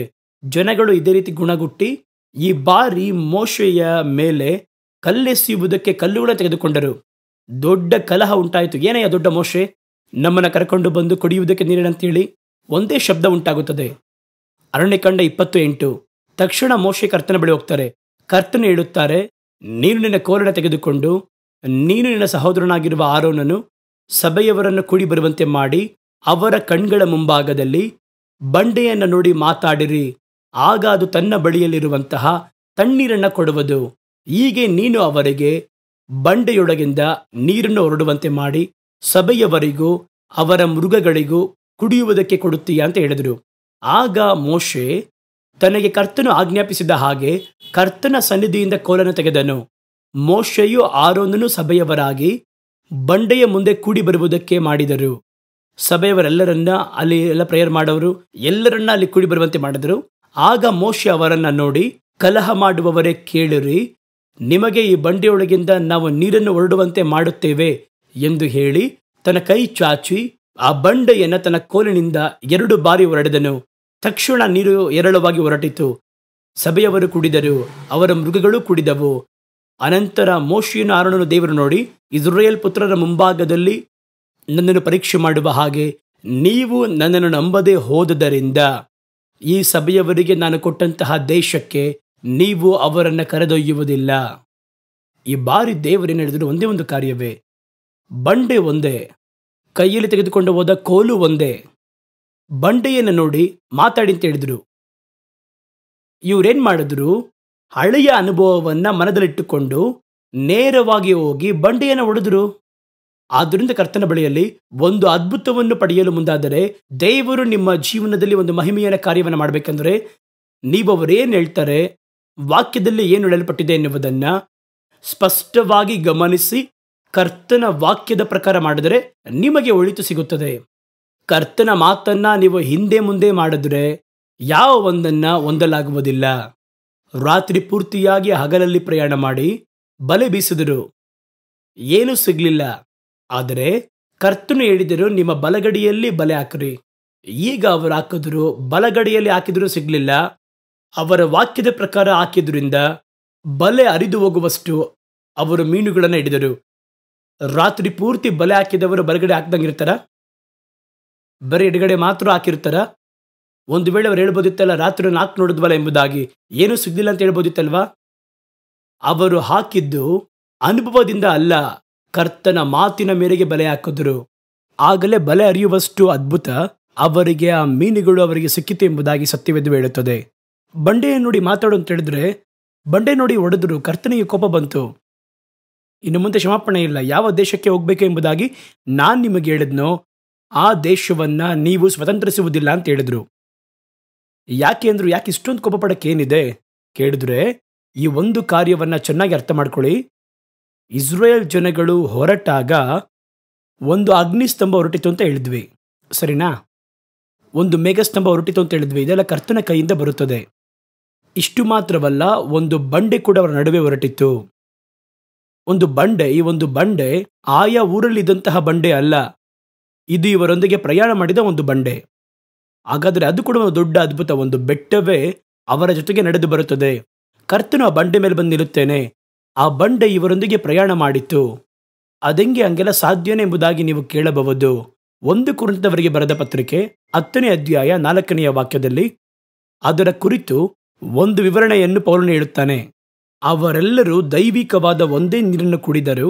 ಹೇಗೆಂದರೆ ಅವರ ಹಿಂದೆ ಹೋಗುತ್ತಿದ್ದ ದೈವಿಕವಾದ ಬಂಡೆಯೊಳಗಿಂದ ಬಂದ ನೀರನ್ನು ಕುಡಿಯುತ್ತಿದ್ದರು. ಅಂದ್ರೆ ಯಾರು ಹೊರಟರಂತೆ? ಅವರೊಂದಿಗೆ ಒಂದು ಬಂಡೆ ಹೊರಟಿತಂತೆ. ಆ ಒಂದು ಬಂಡೆ ಕ್ರಿಸ್ತನೇ ಎಂಬುದಾಗಿ ಹೇಳುತ್ತಾರೆ. ಹಾಗಾದರೆ ಕ್ರಿಸ್ತನು ಒಂದು ಬಂಡೆಯಂತೆ, ಅವರ ನಡುವೆ ಅವರು ಹಾದು ಹೋಗುತ್ತಾರೆ. ಅವರೊಂದಿಗೆ ಹೊರಟಿತು ಎಂಬುದಾಗಿ ಬರೆಯಲ್ಪಟ್ಟಿದೆ. ಹಾಗಾದರೆ ಇದು ಆಯಾ ಸ್ಥಳದಲ್ಲಿದ್ದಂತಹ ಬಂಡೆ ಅಲ್ಲ, ಅವರು ಮೊದಲು ಹೊಡೆದಂತಹ ಅದೇ ಬಂಡೆಯೇ ಈಗ ಮಾತಾಡುವುದಕ್ಕೂ ಕರ್ತನು ತೋರಿಸಿದಂತಹ ಬಂಡೆ. ಇದು ಬೇರೆ, ಅದು ಬೇರೆ ಅಲ್ಲ. ಅದು ಬೇರೆ ಸ್ಥಳ, ಇದು ಬೇರೆ ಸ್ಥಳದಲ್ಲಿ ನಡೆಯುತ್ತದೆ. ಆದರೆ 2 ಬಂಡೆ ಒಂದೇ ಬಂಡೆಯೇ. ಏಕೆಂದರೆ ಅವರು ಹೊರಟಾಗ ಆ ಬಂಡೆ ಕೂಡ ಅವರೊಂದಿಗೆ ಹೊರಟಿತು. ಅದು ದೈವಿಕವಾದ ಬಂಡೆ ಅಂತ ಹೇಳುತ್ತಾರೆ. ಆ ಒಂದು ಬಂಡೆ ಕ್ರಿಸ್ತನೇ. ಹಾಗಾದರೆ ಅಗ್ನಿಸ್ತಂಭದಲ್ಲಿ, ಮೇಘಸ್ತಂಭದಲ್ಲಿ, ಆ ಬಂಡೆಯಲ್ಲಿ ಕ್ರಿಸ್ತನಿದ್ದಾರೆ.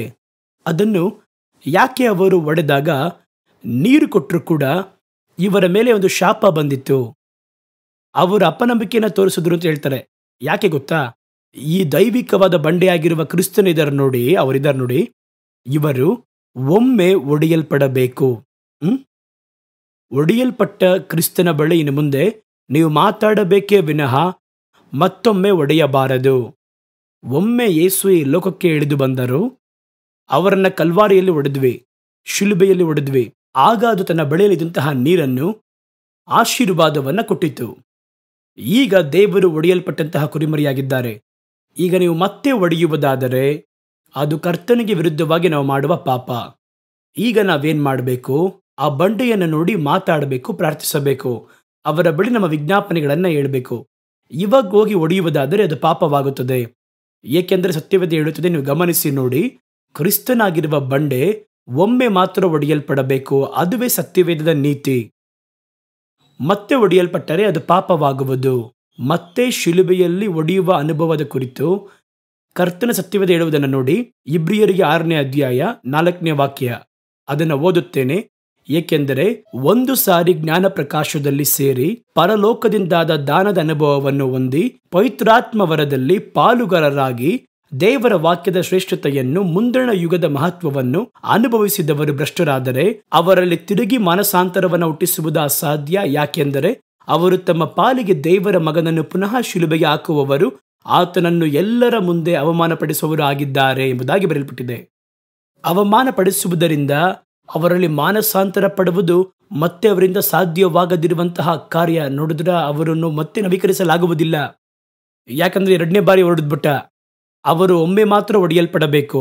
2ನೇ ಬಾರಿ ಅವ್ರನ್ನ ನೋಡಿ ಮಾತಾಡಬೇಕು.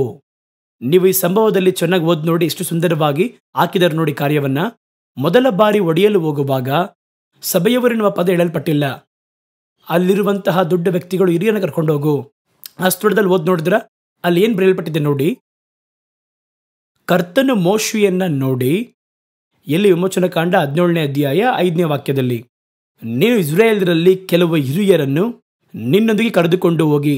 ಯೇಸುವನ ಶಿಲುಬೆಯಲ್ಲಿ ಜಡಿದವರು ಯಾರು ಅಂತ ನೋಡಿ. ಇಸ್ರಾಯೇಲ್ ಹಿರಿಯರಲ್ಲಿ ಕೆಲವರು, ಇಸ್ರಾಯೇಲ್ಯರ ಯಾಜಕರಲ್ಲಿ ಕೆಲವರು, ಇಸ್ರಾಯೇಲಿರುವಂತಹ ಗಣ್ಯ ವ್ಯಕ್ತಿಗಳಲ್ಲಿ ಕೆಲವರು, ಅವರೇ ಯೇಸುವಿನ ಮೇಲೆ ತಪ್ಪನ್ನು ಹೊರಿಸಿ ಅವರಿಗೆ ಶಿಲುಬೆಯ ದಂಡನೆಯನ್ನು ಕೊಟ್ಟು ಶಿಲುಬೆಯಲ್ಲಿ ಜಡಿಯಿರಿ ಅಂತ ಹೇಳಿದ್ರು. ಈ ಸ್ಥಳದಲ್ಲಿ ನೋಡಿ, ಇಸ್ರಾಯೇಲ್ಯರ ಹಿರಿಯರಲ್ಲಿ ಕೆಲವರನ್ನು ನಿನ್ನೊಂದಿಗೆ ಕರೆದುಕೊಂಡು ಹೋಗಿ, ನೀನು ನದಿಯನ್ನು ಒಡೆದಂತಹ ಆ ಕೋಲನ್ನು ನಿನ್ನ ಕೈಯಲ್ಲಿ ಹಿಡಿಕೊಂಡು ಜನಗಳಿಗೆ ನೇರವಾಗಿ ಹೋಗು. ಅಲ್ಲಿ ಓರೇಬಿನಲ್ಲಿ ನಾನು ನಿನ್ನ ಮುಂದೆ ಬಂಡೆಯಲ್ಲಿ ನಿಲ್ಲುವೆನು. ನೋಡಿದ್ರ, ಯೇಸು ಬಂಡೆಯ ಮೇಲೆ ನಮಗೋಸ್ಕರ ನಿಂತನು. ಅವರ ಶಿಲುಬೆಯ ಬಂಡೆಯ ಮೇಲೆ ಎತ್ತಲ್ಪಟ್ಟಿತ್ತು. ನಾನು ಬಂಡೆಯ ಮೇಲೆ ನಿಲ್ಲುವೆನು, ನೀನು ಆ ಜ್ಞಾನ ಬಂಡೆಯನ್ನ ಒಡೆ, ಆಗ ಅದು ಜನಗಳಿಗೆ ಕುಡಿಯುವುದಕ್ಕೆ ನೀರನ್ನು ಕೊಡುವುದು. ಹಾಗೇ ನಡೆಯಿತು. ಯೇಸು ಒಡೆಯಲ್ಪಟ್ಟರು, ಶಿಲುಬೆಯಲ್ಲಿ ಜಡಿಯಲ್ಪಟ್ಟರು. ನಮ್ಮ ದಾಹವನ್ನು ತೀರಿಸುವ ಅವರ ರಕ್ತವು, ನೀರು ಭೂಮಿಯಲ್ಲಿ ಸುರಿಸಲ್ಪಟ್ಟಿತು. 2ನೇ ಬಾರಿ ನೋಡಿ, ಒಮ್ಮೆ ಹೊಡೆದಾಯ್ತು. 2ನೇ ಬಾರಿ ಹೋಗ್ಬೇಕಾದ್ರೆ ಯಾರನ್ನ ಕರ್ಕೊಂಡು ಹೋಗಿ ಕೇಳ್ತಾರೆ ನೋಡಿ. ಅರಣ್ಯಕಾಂಡ 20ನೇ ಅಧ್ಯಾಯ 8ನೇ ವಾಕ್ಯವು ಈ ರೀತಿ ಹೇಳುತ್ತದೆ, ನೀನು ಕೋಲನ್ನು ತೆಗೆದುಕೊಂಡು ನೀನು ನಿನ್ನ ಸಹೋದರನಾಗಿರುವ ಆರೋನನು, ಅಂದರೆ ಯಾಜಕನು, ಸಭೆಯವರನ್ನು ಕೂಡಿ ಬರುವಂತೆ ಮಾಡಿ. ಇಲ್ಲಿ ಹಿರಿಯರು, ರಾಜಕಾರಣಿ, ದೊಡ್ಡವರು ಇವ್ರನ್ನ ಕರ್ಕೊಂಡು ಹೋಗ್ಬೇಡ, ಸಭೆಯವರನ್ನ ಕರೆಕೊಂಡು ಹೋಗಿ ಅವರ ಕಣ್ಗಳ ಮುಂಭಾಗದಲ್ಲಿ ಬಂಡೆಯನ್ನು ನೋಡಿ ಮಾತಾಡಿರಿ. ಸಭೆಯವರು ಹೋಗಿ ಪ್ರಾರ್ಥನೆ ಮಾಡ್ರಿ. ಇದುವೇ ಅರ್ಥ. ಅದಕ್ಕೆ ಸಭೆಯವರು ಅಲ್ಲಿ ಹೋಗಿ, ದೇವರ ಮಕ್ಕಳು, ನನ್ನ ನಾಮವನ್ನು ಧರಿಸಿರುವ ಮಕ್ಕಳು, ಒಡೆಯಲ್ಪಟ್ಟಂತಹ ಬಂಡೆಯಾಗಿರುವ ನನ್ನ ಕಡೆ ಮಾತಾಡಿರಿ, ನಾ ನೀರನ್ನು ಕೊಡುತ್ತೇನೆ. ಇವರು ಒಡೆದು ಬಿಟ್ಟರು. ಅದೇ ವಾಕ್ಯ ಹೇಳುತ್ತದೆ, 2ನೇ ಬಾರಿ ಒಡೆದ್ರೆ ಅದು ಅವಮಾನ ಪಡಿಸುವುದಕ್ಕೆ ಸಮ ಎಂಬುದಾಗಿ ಕರ್ತನ ಸತ್ಯವೇದ ಹೇಳುತ್ತದೆ. ಇದು ಕ್ಷಮಿಸಲ್ಪಡದಿರುವಂತಹ ಒಂದು ದೊಡ್ಡ ಪಾಪ ಆ ಲಿಸ್ಟಲ್ಲಿ ಬರುತ್ತದೆ. ಅನಂತರ ಮೋಶೆ ಹೋಗಿ ದೇವರ ಬಳಿ ಅಳುತ್ತಾ ಪ್ರಾರ್ಥನೆ ಮಾಡ್ತಾರೆ. ದೇವರೇ, ಗೊತ್ತಿಲ್ಲದೆ ನಾನು ಮಾಡ್ಬಿಟ್ಟೆ. ಅವರಿಗೆ ಗೊತ್ತಾಗಿದೆಯಾ ಇಲ್ವೋ ನನಗೆ ಗೊತ್ತಿಲ್ಲ. ಅದು ಅವರು ಹೇಳಿದ್ರು, ದೇವರೇ, ನಾನು ಮಾತಾಡೋ ಬದಲು ಹೊಡೆದುಬಿಟ್ಟೆ, ಕ್ಷಮಿಸಿ ಅಂತ ಹೇಳ್ದ. ಇಲ್ಲ, ನೀನ ದಾಸನಾಗಿದ್ದರಿಂದ ಒಂದೇ ಒಂದು ಲೀನಿಯನ್ಸ್ ಬೇಕಾದ್ರೆ ಕೊಡ್ತೀನಿ. ಬೆಟ್ಟವನ್ನು ಹತ್ತಿ ನೋಡು, ನೀವು ಪ್ರವೇಶ ಮಾಡುವ ಕಾನಾನ್ ದೇಶವನ್ನ ನೋಡುತ್ತೀಯ, ಆದರೆ ಒಳಗೆ ಪ್ರವೇಶ ಮಾಡುವುದಿಲ್ಲ, ನಿನ್ನ ತಪ್ಪು ಕ್ಷಮಿಸಲ್ಪಡುವುದಿಲ್ಲ ಅಂತ ದೇವರು ಹೇಳಿದರು. ಕ್ಷಮಿಸಲ್ಪಡದಿರುವಂತಹ ಪಾಪಗಳು ಎಂಬುದಾಗಿ ಕೆಲವೊಂದು ಪಾಪಗಳಿದೆ. ಬಹಳ ಗಮನವಾಗಿ ನೀವಿರಬೇಕು.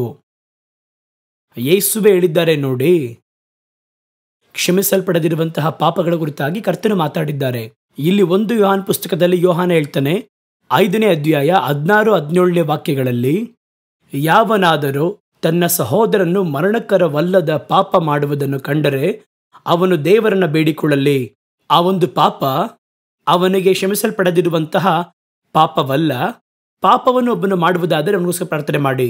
ಆಗ ದೇವರು ಮರಣಕರವಲ್ಲದ ಪಾಪ ಮಾಡುವವರಿಗೆ ಜೀವವನ್ನು ದಯಪಾಲಿಸುವನು ಎಂಬುದಾಗಿ ವಾಕ್ಯದಲ್ಲಿ ಬರೆಯಲ್ಪಟ್ಟಿದೆ. ಮರಣಕರವಾದ ಪಾಪ ಉಂಟು. ಈ ಪಾಪದ ವಿಷಯವಾಗಿ ಬೇಡಿಕೊಳ್ಳಬೇಕೆಂದು ನಾನು ಹೇಳುವುದಿಲ್ಲ. ಅವನು ಮಾಡುವುದು ಮರಣಕ್ಕೆ ಸಂಬಂಧಪಟ್ಟ ಪಾಪ. ನೀನೋಗಿ ಅವನಿಗೆ ಪ್ರಾರ್ಥನೆ ಮಾಡಿದ್ರೆ ಅವನಿಗೆ ಪ್ರಾರ್ಥನೆ ಮಾಡಕ್ಕೆ ಹೇಳಲ್ಲ, ಅದಕ್ಕೆ ಕ್ಷಮಾಪಣೆ ಇಲ್ಲ ಎಂಬುದಾಗಿ ಅರ್ಥ. ಅದುವೇ ಅರ್ಥ ಅಲ್ವಾ? ಕ್ಷಮಾಪಣೆ ಇದ್ರೆ ಪ್ರಾರ್ಥನೆ ಮಾಡಿ ಅಂತ ಹೇಳ್ತಿದ್ರು ಅಲ್ವಾ? ಹಾಗಾದ್ರೆ ನಾವು ಎಲ್ಲದಕ್ಕೂ ಪ್ರಾರ್ಥನೆ ಮಾಡೋಕ್ಕಾಗಲ್ಲ. ಮರಣಕ್ಕೆ ಸಂಬಂಧಪಟ್ಟ ಪಾಪ ಎಂಬುದಾಗಿ ಒಂದು ಪಾಪವಿದೆ. ಈ ಪಾಪಗಳೇ ಯೇಸುವನ್ನು ಶಿಲುಬೆಯಲ್ಲಿ ಮತ್ತೊಮ್ಮೆ ಜಡಿಯುವುದು. ಮತ್ತೊಂದು ದೇವರಾತ್ಮನಿಗೆ ವಿರುದ್ಧವಾಗಿ ಮಾತಾಡುವಂಥದ್ದು. ಯೇಸು ಹೇಳಿದ್ರು ನೋಡಿ, ಲೂಕನ ಸುವಾರ್ತೆ 12ನೇ ಅಧ್ಯಾಯ 10ನೇ ವಾಕ್ಯದಲ್ಲಿ ಇದು ಯೇಸುವೇ ಹೇಳಿದ್ದು. ಯಾರಾದರೂ ಮನುಷ್ಯಕುಮಾರನಿಗೆ ವಿರುದ್ಧವಾಗಿ ಒಂದು ವಿಷಯವನ್ನು ಹೇಳಿದ್ರೆ ಅದು ಅವನಿಗೆ ಕ್ಷಮಿಸಲ್ಪಡುತ್ತದೆ. ಯೇಸುವಿನ ಕುರಿತು ಯಾರೋ ತಪ್ಪಾಗಿ ಮಾತಾಡಿದ್ರೆ, ಅವರ ಕುರಿತು ಅವಮಾನವಾಗಿ ಮಾತಾಡ್ತಾರೆ, ಅವಮರ್ಯಾದೆಯನ್ನು ಮಾಡ್ತಾರೆ, ಅದು ಕೂಡ ಒಬ್ಬನಿಗೆ ಕ್ಷಮಿಸಲ್ಪಡುತ್ತದೆ. ಪರಿಶುದ್ಧಾತ್ಮನಿಗೆ ವಿರುದ್ಧವಾಗಿ ದೂಷಣೆ ಮಾಡುವವನಿಗಾಗಲಿ ಅವನ ಪಾಪ ಕ್ಷಮಿಸಲ್ಪಡುವುದಿಲ್ಲ. ದೇವರಾತ್ಮನಿಗೆ ವಿರುದ್ಧವಾಗಿ ಮಾತಾಡಿದರೆ ಯಾರೇ ಮಾತಾಡಿದ್ರೂ ಆ ಪಾಪ ಕ್ಷಮಿಸಲ್ಪಡುವುದಿಲ್ಲ. ಆದ್ದರಿಂದಲೇ ಹೇಳಿದ್ದು, ಗೊತ್ತಿಲ್ಲದ ಮಹತ್ವಗಳನ್ನು ದೂಷಣೆ ಮಾಡಬೇಡಿ. ಯಾಕೆಂದರೆ 4 ವಾಕ್ಯ ಓದಿದೀವಿ ಬೈಬಲಲ್ಲಿ ಅಂತ. ದೇವರಾತ್ಮನು ಹಿಂಗೆ ಮಾಡ್ತಾರೆ, ಅವ್ರ ಆ ಥರನೇ ಕ್ರಿಯೆ ಮಾಡ್ತಾರೆ, ಈ ರೀತಿಯೇ ಮಾತಾಡ್ತಾರೆ, ಈ ರೀತಿಯೇ ನಡೀತಾರೆ ಎಂಬುದಾಗಿ ಏನಾದರೂ ಮಾತಾಡಬೇಡಿ. ನೀವು ಗೊತ್ತಿಲ್ಲದೆ ಮಾಡಿದರೂ ಕೂಡ ಈ ಪಾಪವನ್ನು ಪರಿಶುದ್ಧಾತ್ಮನಿಗೆ ವಿರುದ್ಧವಾಗಿ ನೀವು ಮಾತಾಡುವುದಾದರೆ ಆ ಪಾಪ ಕ್ಷಮಿಸಲ್ಪಡುವುದಿಲ್ಲ. ಕೆಲವರನ್ನ ನೋಡಿ, ಅನ್ಯ ಭಾಷೆಯನ್ನು ವೇದಿಕೆಯಲ್ಲಿ ಮಾತಾಡಿ ಕಿಂಡಲ್ ಮಾಡ್ತಾರೆ. ಪರಿಶುದ್ಧಾತ್ಮ ನಡೆದ ಕೂಡಲೇ ಕೆಲವರು ಸಹಿಸಲಾಗದೆ ಆ ಆತ್ಮದಲ್ಲಿ ಕೆಳಗೆ ಬೀಳ್ತಾರೆ ನೋಡಿ, ಆಡ್ತಾರೆ ನೋಡಿ, ಅದನ್ನು ತಕ್ಷಣ ಗೇಲಿ ಮಾಡುತ್ತಾರೆ, ಕಿಂಡಲ್ ಮಾಡ್ತಾರೆ. ದೇವರಾತ್ಮನ ಈ ರೀತಿ ಕ್ರಿಯೆ ಮಾಡ್ತಾರೆ. ನಿಮಗೆ ಗೊತ್ತಾ? ದೇವರಾತ್ಮ ನಿಧಾನಿಸುವುದಕ್ಕೆ ನಿಮ್ಮಿಂದ ಸಾಧ್ಯನಾ? ದೇವರಾತ್ಮನಲ್ಲಿ ಕೆಲಸ ಮಾಡ್ತಾರೆ, ತನಗೆ ಗೊತ್ತಿಲ್ಲದ ಮಹತ್ವಗಳನ್ನು ದೂಷಣೆ ಮಾಡ್ತಾರೆ. ಆ ದುಷ್ಟರು ತಮಗೆ ಗೊತ್ತಿಲ್ಲದ ಮಹತ್ವಗಳ ಕುರಿತಾಗಿ ದೂಷಣೆ ಮಾಡುವವರು ಎಂಬುದಾಗಿ ಸತ್ಯವೇದ ಹೇಳುತ್ತದೆ. ಅವರು ಗಾಳಿಯಲ್ಲಿ ತಿರುಗುವಂತಹ ಮೇಘಗಳಾಗಿರುವರು. ಗೊತ್ತಿಲ್ವಾ? ಬಾಯಿ ಮುಚ್ಕೊಳ್ಳಿ. ಅದು ಒಂದು ತಪ್ಪಾದ ಕಾರ್ಯದಲ್ಲಿ ನಡೆಸಿದ್ರೂ ಕೂಡ ಪರವಾಗಿಲ್ಲ. ಒಬ್ಬ ಮನುಷ್ಯನನ್ನ ಭಕ್ತಿ ವೃದ್ಧಿಗೆ ಒಳಪಡಿಸುತ್ತದೆ. ಪರಿಶುದ್ಧಾತ್ಮ ಇಳಿಯುತ್ತಾರೆ. ಪರಿಶುದ್ಧಾತ್ಮನಿಗೆ ವಿರುದ್ಧವಾಗಿ ಒಬ್ಬನ ದೂಷಣೆ ಮಾಡಿದರೆ ಅವನ ಪಾಪ ಕ್ಷಮಿಸಲ್ಪಡುವುದಿಲ್ಲ. ನೀವು ಮೋಶೆಯಾಗಿದ್ದರೂ ಸರಿ, ಒಂದು ದೊಡ್ಡ ಸಭೆಯ ನಾಯಕರಾಗಿದ್ದರೂ ಸರಿ, ಹಲವು ವರ್ಷಗಳಿಂದ ಅರಿಯಲ್ಪಟ್ಟಂತಹ ಒಬ್ಬ ಸೇವಕನಾಗಿದ್ದರು, ಗಮನವಾಗಿ ಮಾತಾಡಿ ಒಬ್ಬ ಮನುಷ್ಯನಿಗೆ ವಿರುದ್ಧವಾಗಿ ಮಾತಾಡ್ತೀನಿ ಅಂತ ಅಂದ್ಕೊಂಡು ಅವನ ಬಳಿ ಕ್ರಿಯೆ ಮಾಡುವ ಅಭಿಷೇಕವನ್ನಾಗಲಿ ಕರ್ತನ ಶಕ್ತಿಯನ್ನಾಗಲಿ ಮುಟ್ಟಬೇಡಿ. ನಾವು ಯಾರು ಎಲ್ಲವನ್ನು ಕಲಿತವರಲ್ಲ. ಕರ್ತನು ಏನು ಕ್ರಿಯೆ ಮಾಡ್ತಾರೆ ಗೊತ್ತಿಲ್ಲ. ಒಂದು ವೇಳೆ ಪ್ರಾರ್ಥನೆ ಮಾಡಿ, ದೇವರು ನಮಗೆ ಅದನ್ನು ತೋರಿಸಲಿಲ್ಲ ಅಂದರೆ ಅವ್ರು ಮಾಡೋದು ತಪ್ಪ, ಅದು ದೇವರಾತ್ಮನಲ್ಲ, ದೇವರು ಹೇಳಿ ಬಿಡಿ. ನೀವಾಗಿ ಯಾಕೆ ಒಂದು ಕಾರ್ಯದಲ್ಲಿ ತೀರ್ಮಾನಕ್ಕೆ ಬರ್ತೀರಾ? ಹಾಗಾದ್ರೂ ಈ ರೀತಿ ಮಾತಾಡುವ ಪಾಪ ಕ್ಷಮಿಸಲ್ಪಡುವುದಿಲ್ಲ ಎಂಬುದಾಗಿ ಸತ್ಯವೇದ ಹೇಳುತ್ತದೆ. ಹಾಗಾದರೆ ಈ ಪಾಪವನ್ನು ಒಬ್ಬ ಮಾಡಿದರೆ ಅವನ ಪಾಪ ಕ್ಷಮಿಸಲ್ಪಡುವುದಿಲ್ಲ. ಮೋಶೆ ಇದಕ್ಕೆ ಸಮವಾದ ಪಾಪವನ್ನ ಮಾಡ್ದ. ಅವರು 2ನೇ ಬಾರಿ ಬಂಡೆಯನ್ನ ಒಡೆದ, ದೈವಿಕ ಬಂಡೆಯನ್ನು. ಈಗ ಆ ಬಂಡೆ ಮಾತಾಡುವುದಕ್ಕೆ ಸೀಮಿತವಾದದ್ದು. ಇವಾಗ ನೋಡಿ, ಇವಾಗಿರುವಂತ ಕ್ರಿಸ್ತನನ್ನು ನೀವು ಒಡೆದು ಏನನ್ನ ಪಡೆಯಲಾಗುವುದಿಲ್ಲ, ಮಾತಾಡಿಯೇ ಪಡೆಯಬೇಕು. ಕೆಲವರು ಒಡೆಯಲು ಮುಂದಾಗುವಾಗಲೇ ಅವರ ಪಾಪ ಭಯಂಕರವಾಗಿ, ಅವರು ಕ್ಷಮಿಸಲ್ಪಡಲಾಗದಷ್ಟು ಅಪರಾಧಿಗಳಾಗಿ ಅವರು ಮಾರ್ಪಡುತ್ತಾರೆ. ಮೋಶೆಗೆ ಸಿಕ್ಕಿದ ದಂಡನೆ ಎಷ್ಟು ದೊಡ್ಡ ದಂಡನೆ ನೋಡಿ. ಯಾತಕ್ಕಾಗಿ ಅವರು ಕಾಲ್ನಡಿಯಾಗಿ ನಡೆದರೋ 40 ವರ್ಷ ಈ ಜನಗಳ ಸಮಸ್ಯೆಗಳೆಲ್ಲವನ್ನ ಭುಜದಲ್ಲಿ ಹೊತ್ತುಕೊಂಡು ಅಳುತ್ತಾ ಉಪದ್ರವ ಪಟ್ಟು, ಅವಮಾನ ಪಟ್ಟು, ಕಣ್ಣೀರು ಸುರಿಸಿ, ಕಲ್ಲೆಸೆತವನ ತಿಂದು ಅವರ ಕುರಿತು ಎಷ್ಟೊಂದು ಮಾತಾಡಿ ಅವನ್ನೆಲ್ಲ ಕಿವಿಗಳಲ್ಲಿ ಕೇಳಿ ಯಾಕೆ ಇಷ್ಟೊಂದು ಕಷ್ಟಪಟ್ಟರೋ ಅವೆಲ್ಲವೂ 1 ನಿಮಿಷದಲ್ಲಿ ಹೊಟ್ಟೋಯ್ತು. ಎಷ್ಟೋ ಬೇಡಿಕೊಂಡ್ರು, ಬೆಟ್ಟದ ಮೇಲೆ ಬಂದು ನಿಲ್ಲು, ನಾನು ಕೊಡ್ತೀನಿ ಎನ್ನುವಂತಹ ಕಾನಾನ್ ದೇಶವನ್ನು ದೂರದಿಂದ ನೋಡು, ನಿನ್ನ ಕಣ್ಣು ನೋಡುವುದು, ಕಾಲು ಒಳಗೆ ಪ್ರವೇಶ ಮಾಡುವ. ಹೇಳಿದ್ದೆ ಅಷ್ಟೇ. ಆ ರೀತಿಯೇ ನಡೆಯಿತು ಅಲ್ಲಿ.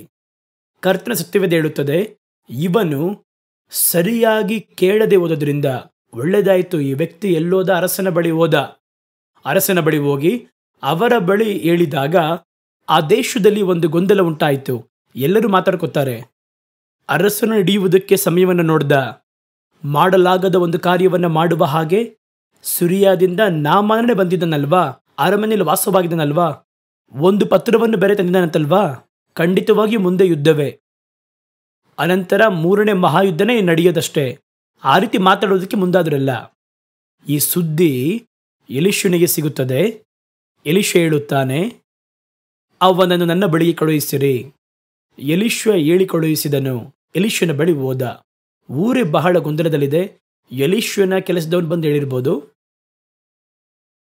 ಅವರು ತಕ್ಷಣ ಅವನಲ್ಲಿ ಬಂದಿರುವಂಥ ವಿಷಯ ಅವನ ಕಿವಿಗಳಿಗೆ ಕೇಳಿದ ಕೂಡಲೇ ಅವನು ಎಲೀಷನಿಗೆ ಹೇಳಿ ಕಳುಹಿಸಿದ. ಎಲೀಷ ಹೇಳಿ ಕಳುಹಿಸಿದ್ದನ್ನು ತಿಳಿದು ನಾಮಾನನು ಎಲೀಷನ ಬಳಿ ಹೋದ. ಎಲೀಷ ಯಾರಂತ ಅವನಿಗೆ ಗೊತ್ತಿಲ್ಲ. ಅವನಿಗೆ ರಾಜನಿಗೆ ಗೊತ್ತಿಲ್ಲ ಅಲ್ವಾ? ಯಾಕೆಂದರೆ ಇವರೆಲ್ಲ ದೊಡ್ಡ ಆಳ್ವಿಕೆ ಮಾಡುವವರು, ಮಂತ್ರಿಯವರು, ಜನಾಧಿಪತಿಗಳು. ಇವರಿಗೆಲ್ಲ ಅದನ್ನು ಅವ್ರು ನೋಡೋದಿಲ್ಲ. ಅವನಿಗೆ ಅದು ಗೊತ್ತಿಲ್ಲ. ಆದರೂ ಕೂಡ ಅಲ್ಲಿಂದ ಕರೆ ಕಳುಹಿಸುತ್ತಾನೆ. 2 ಅರಸರ ಪುಸ್ತಕ 5ನೇ ಅಧ್ಯಾಯ 8-9 ನೋಡಿ, ಇಸ್ರಾಯೇಲರ ಅರಸನು ತನ್ನ ವಸ್ತ್ರವನ್ನು ಹರಿದುಕೊಂಡ ಎನ್ನುವಂತಹ ಒಂದು ಸುದ್ದಿಯು ದೇವ ಮನುಷ್ಯನಾಗಿರುವ ಎಲೀಷನು ಕೇಳಿದಾಗ ಅವನು, ನೀವು ನಿಮ್ಮ ವಸ್ತ್ರವನ್ನು ಹರಕೊಳ್ಳುವುದು ಹೇಗೆ? ಅವನು ನನ್ನ ಬಳಿ ಬಂದು ಇಸ್ರಾಯೇಲಿನಲ್ಲಿ ಪ್ರವಾದಿ ಉಂಟು ಎನ್ನುವುದನ್ನು ಅರಿತುಕೊಳ್ಳಲಿ ಎಂಬುದಾಗಿ ಅರಸನಿಗೆ ಹೇಳಿಕಳಿಸಿದನು. ಅವನು ನನ್ನ ಬಳಿ ಕಳಿಸು, ಇಲ್ಲಿ ಕರ್ತನ ಪ್ರವಾದಿ ಇದ್ದಾರೆ ಎನ್ನುವಂಥದ್ದನ್ನು ಸುರಿಯದಲ್ಲಿರುವಂತಹ ಅರಸರು ತಿಳಿದುಕೊಳ್ಳಲಿ ಎಂದು ವ್ಯಕ್ತಿಯನ್ನು ಕಳಿಸಿದ. ಆ ರೀತಿ ಹೇಳಿದಾಗ, ನಾನು ನಿನ್ನ ಬಳಿ ಬಂದೆ, ನಾವಿಬ್ಬರು ಈಕ್ವಲ್ ಸ್ಟೇಟಸ್ನಲ್ಲಿರುವವರೇ. ನಾನು ಇಲ್ಲಿಂದ ಒಬ್ಬ ವ್ಯಕ್ತಿಯನ್ನು ನೋಡುವುದಕ್ಕೆ, ಒಬ್ಬ ಪ್ರವಾದಿಯನ್ನು ನೋಡುವುದಕ್ಕೆ ಬೆಟ್ಟಕ್ಕೆ ಹೋಗಬೇಕಾ? ಅವನನ್ನು ಕರೆ ಕಳುಹಿಸಿ ಅಂತ ಹೇಳ್ಬೋದಿತ್ತು. ಏಕೆಂದರೆ ಅಧಿಕಾರವಿದೆ. ಈ ಅರಸನೇ ಅವನಿಗೆ ಒಳಗಾದವನು. ಹೇಳಿದ್ನಲ್ಲ, ತಕ್ಷಣ ತಾನೇ ಕೆಳಗಿಳಿದ. ಅದೇ ತಾಳ್ಮೆ. ಕರ್ತನ ಬಳಿ ಅದ್ಭುತವನ್ನು ಹೊಂದಬೇಕೆಂದರೆ ಅವರು ಹೇಳುವ ಹಾಗೆಯೇ ಮಾಡಬೇಕು. ಅದೇ ಮುಖ್ಯ. ನೋಡಿ, ದ್ರಾಕ್ಷರಸ ಕಡಿಮೆಯಾದಾಗ ಯೇಸುವಿನ ತಾಯಿ ಬಳಿ ಹೋಗಿ ಹೇಳಿದರು. ಇದೇ ರೀತಿಯೇ ನಾಮಾನನು ರಾಜನ ಬಳಿ ಹೋಗಿ ಪತ್ರವನ್ನು ಕೊಟ್ಟ ಹಾಗೆ ಸ್ವಸ್ಥಪಡಿಸುವವರು ಇಲ್ಲಿದ್ದಾರೆ, ಅದ್ಭುತ ಮಾಡುವವರು ಇಲ್ಲಿದ್ದಾರೆ. ಸ್ಥಳ ಬೇರೆ ಕಡೆ ಹೋಗಿ ಹೇಳಿದರು. ಆಗ ಆ ತಾಯಿ ಒಳ್ಳೆ ಆಲೋಚನೆ ಹೇಳಿದರು. ಅವರು ನಿಮಗೆ ಹೇಳುವ ಹಾಗೆ ಮಾಡಿರಿ. ನಾನಲ್ಲ, ಅವರನ್ನು ಹೆತ್ತರೂ ಕೂಡ ಆ ಅಧಿಕಾರ ನನಗಿಲ್ಲ. ಅವರು ನಿಮಗೆ ಹೇಳುವ ಹಾಗೆ ಮಾಡಿರಿ. ಈಗ ನೋಡಿ, ಇಲ್ಲಿಂದ ವ್ಯಕ್ತಿಯನ್ನು ಕಳಿಸಿದ ಕೂಡಲೇ ಅವ್ರು ಹೇಳ್ತಾರೆ, ನನ್ನ ಬಳಿಗೆ ಕಳುಹಿಸು. ಈಗ ಇವನು ತನ್ನ ಅಧಿಕಾರವನ್ನು ಉಪಯೋಗಿಸಿ ಏನು ಹೇಳ್ಬೋದಿತ್ತು? ಅವ್ರನ್ನ ಇಲ್ಲಿ ಕರೆ ಕಳಿಸಪ್ಪ, ನಾನೋಗಿ ಒಬ್ಬ ಪ್ರವಾದಿಯ ಮನೆಯಲ್ಲಿ ನಿಲ್ಲುವುದಾ? ಅವ್ರನ್ನ ಇಲ್ಲಿ ಕರ್ಕೊಂಬ, ನನ್ನನ್ನು ಮುಟ್ಟಿ ಸ್ವಸ್ಥ ಮಾಡಲಿ, ಆ ರೀತಿ ಹೇಳ್ಬೋದಿತ್ತು. ಮಾಡಲಿಲ್ಲ. ಅವನು ಹೇಳಿದ ಹಾಗೆ ಮಾಡುವುದಕ್ಕೆ ಅವನು ಅಲ್ಲಿಂದ ಹೊರಟು ಹೋದ.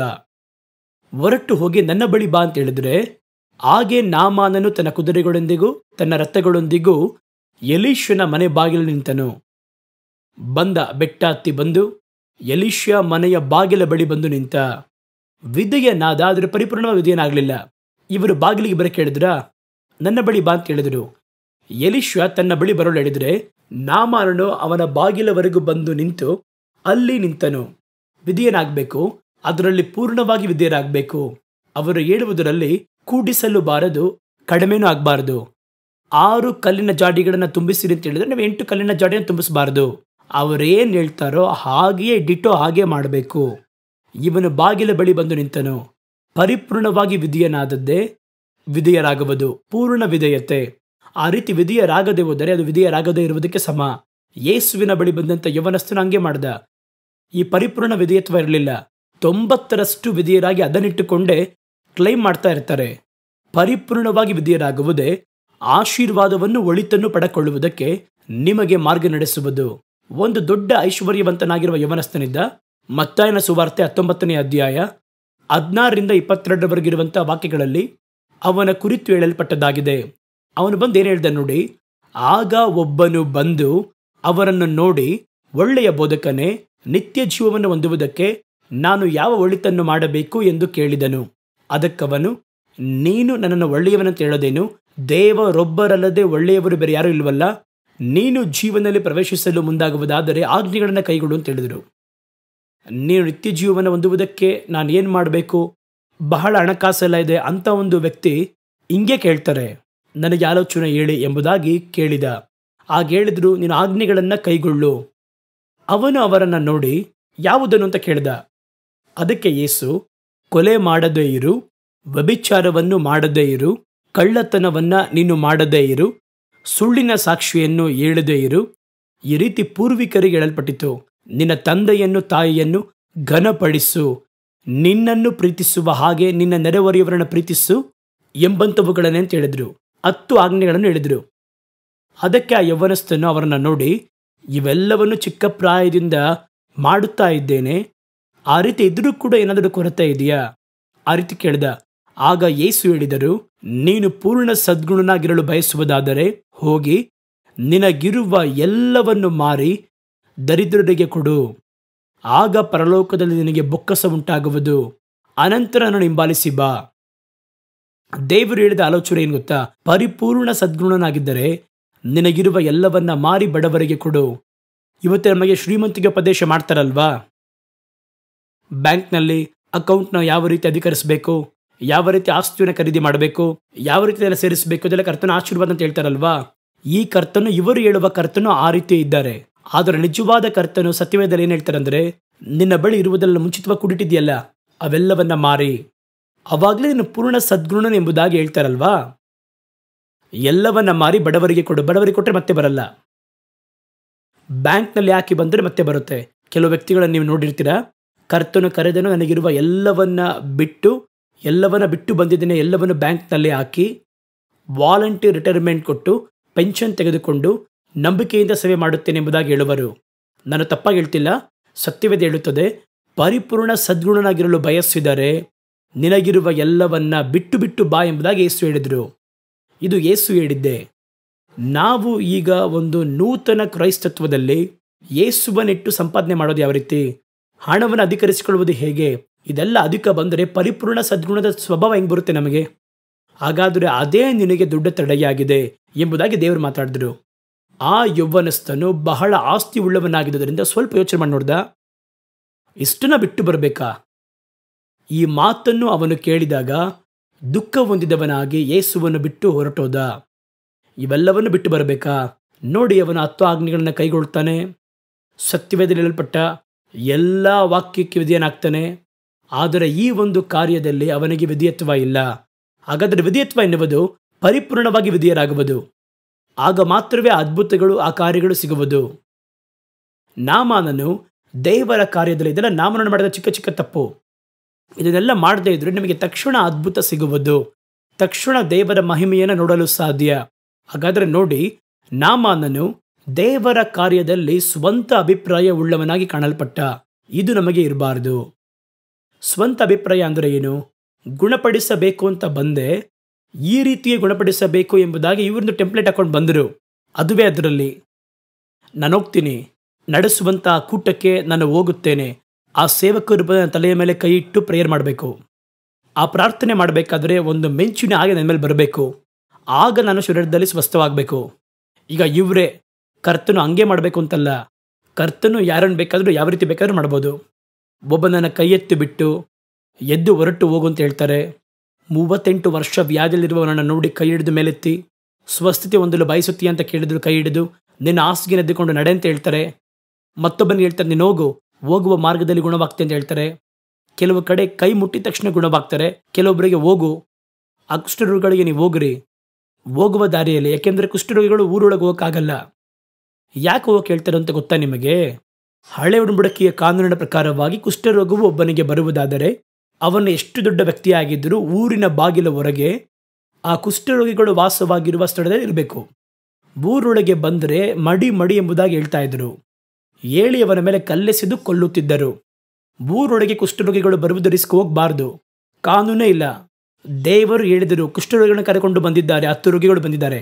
ಅವರ ಬಳಿ ಕೇಳ್ತಾರೆ, ದೇವರು ಹೇಳಿದ್ರು ನೀವು ಎದ್ದು ನಿಮ್ಮ ಹಾಸಿಗೆಯನ್ನು ಎತ್ತುಕೊಂಡು ಹೋಗಿರಿ ಅಂತ ಹೇಳಿದರು. ಹೆಂಗೆ ಹೋಗೋದು? ಕೈ ನೋಡಿರ್ತಾರೆ, ಕಾಲು ನೋಡಿರ್ತಾರೆ, ಇನ್ನೂ ಆ ಕುಷ್ಠ ಪರಿಪೂರ್ಣವಾಗಿ ಹೋಗಿಲ್ಲ. ಇದರೊಂದಿಗೆ ಹೋದರೆ ಹೆಂಗೆ? ಹೋಗುವ ಮಾರ್ಗದಲ್ಲಿ ಸೌಖ್ಯವಾಗುವಿ. ಅವನು ನಂಬಿ ಕಾಲೆಜ್ಜೆ ಇಟ್ಟ ನೋಡಿ, ನಾವು ಹೋಗ್ತೀವಿ, ಬದುಕೋ ಸಾವೋ.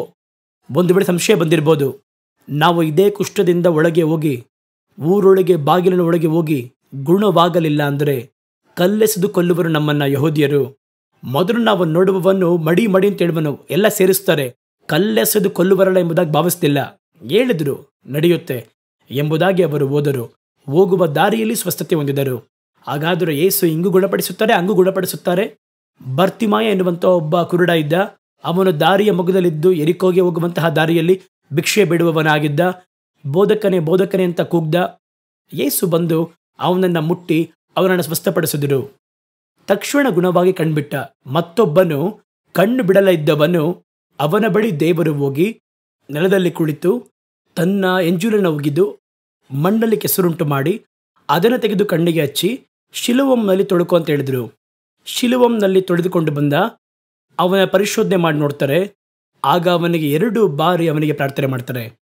ಈ ರೀತಿ ಒಬ್ಬೊಬ್ಬರಿಗೆ ಒಂದೊಂದು ವಿಧವಾಗಿ ಅವರು ಸ್ವಸ್ಥತೆ ಕೊಟ್ಟಿದ್ದಾರೆ. ಆದರೆ ನೀವು ಒಂದು ಕಾರ್ಯವನ್ನು ನೀವೇ ತೀರ್ಮಾನ ಮಾಡಬಾರ್ದು. ಅವರು ಹಿಂಗೆ ಮಾಡಬೇಕು, ತಲೆಯಲ್ಲಿ ಈ ಥರ ಕೈ ಇಡಬೇಕು ಅಂತ ಶಾಕ್ ಥರ ಇರಬೇಕು, ಆಗಲೇ ನಂಬೋದು, ಆ ರೀತಿನ ಅವರು ಸ್ವಸ್ಥಪಡಿಸುವುದು ಎಂಬುದಾಗಿ ಆ ರೀತಿ ನೀವು ಅನ್ಕೋಬಾರ್ದು. ನಾಮಾನನ ಮನದಲ್ಲಿ ಒಂದು ಯೋಜನೆ, ಈ ರೀತಿ ಸ್ವಸ್ಥಪಡಿಸಬೇಕು ಎಂಬುದಾಗಿ ಇವರೊಂದು ಕಲ್ಪನೆ ಇಟ್ಕೊಂಡಿದ್ರು. ಆಗ ಎಲೀಷನು ವಾಕ್ಯದಲ್ಲಿ 2 ಅರಸರ ಪುಸ್ತಕ 5ನೇ ಅಧ್ಯಾಯ 10ರಿಂದ ಕೆಲವೊಂದು ವಾಕ್ಯಗಳು. ಆಗ ಎಲೀಷನು ತನ್ನ ಬಳಿಯಲ್ಲಿ ವ್ಯಕ್ತಿಯನ್ನು ಕಳುಹಿಸಿ, ನೀನು ಹೋಗಿ ಅವನ ಬಳಿ ವ್ಯಕ್ತಿಯನ್ನು ಕಳುಹಿಸಿ. ಇವರು ಹೊರಗಡೆ ಬರಲಿಲ್ಲ. ಅದೇ ಪ್ರವಾದಿಗಳು. ನಿಜವಾದ ಪ್ರವಾದಿಗಳು ಯಾರಿಗೂ ಜಾಲರ ಹೊಡೆಯೋದಿಲ್ಲ. ಇವರು ಮಂತ್ರಿ, ಇವರು ಸೆನೆಟ್ ಮೆಂಬರ್, ಇವರು ಬಹಳ ಮುಖ್ಯವಾದ ವ್ಯಕ್ತಿ, ದೊಡ್ಡ ವ್ಯಾಪಾರಿ, ಈ ರೀತಿ ಹಿಂದೆ ಹೋಗೋದಿಲ್ಲ. ಅವನು ದೇವರ ಮನುಷ್ಯನು, ದೇವರನ್ನ ನೋಡುವವನು, ಅವನಿಗೆ ದೇವರೊಬ್ಬರೇ ದೊಡ್ಡವನು. ಹಾಗಾದ್ರೆ ಇವ್ರು ಬಂದು ನಿಂತಿದ್ದಾರೆ ಕಣ್ರಿ, ನನ್ನ ಹತ್ರ ತಾನೇ ಬರಕ್ಕೆ ಕೇಳದೆ, ಇಲ್ಲ ಹೊರಗಡೆ ನಿಂತಿದ್ದಾರೆ, ಏನು ಹೇಳಬೇಕು? ಆಗ ಎಲೀಷನು ಅವನ ಬಳಿ ವ್ಯಕ್ತಿಯನ್ನು ಕಳುಹಿಸಿ, ನೀನು ಹೋಗಿ ಯೋರ್ದಾನಿನಲ್ಲಿ 7 ಬಾರಿ ಸ್ನಾನ ಮಾಡು, ಆಗ ನಿನ್ನ ಶರೀರ ಮಾರ್ಪಟ್ಟು ನೀನು ಶುದ್ಧವಾಗುತ್ತೀಯ ಎಂಬುದಾಗಿ ಹೇಳಲು ಹೇಳಿದ. ಆಗ ಕರ್ತನು ಹೇಳದೆ ಹೇಳಿರ್ತಾರ, ಆ ವ್ಯಕ್ತಿ ಹೋಗಿ ಹೇಳ್ತಾನೆ.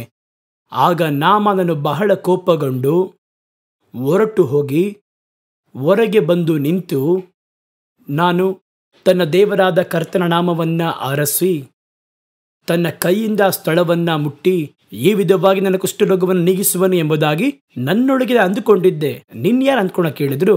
ಅವನು ಹೇಳ್ತಾನೆ, ನಾನು ಬಂದಿದ್ದೇನೆ ಅಂತ ಹೇಳಿದ ಕೂಡಲೇ ಅವರು ಹೊರಗೆ ಬಂದು ತನ್ನ ದೇವರಾಗಿರುವ ಕರ್ತನ ನಾಮವನ್ನು ಆರಾಧಿಸಿ ಒಂದು ಎಣ್ಣೆ ಗಿಣ್ಣೆ ತೆಗೆದುಕೊಂಡು ನನ್ನ ಗಾಯದಲ್ಲೆಲ್ಲ ಅದನ್ನು ಹಚ್ಚಿ ನನ್ನ ಕುಷ್ಠವನ್ನು ನೀಗಿಸುತ್ತಾನೆ ಎಂಬುದಾಗಿ ತಾನೇ ಭಾವಿಸಿದೆ.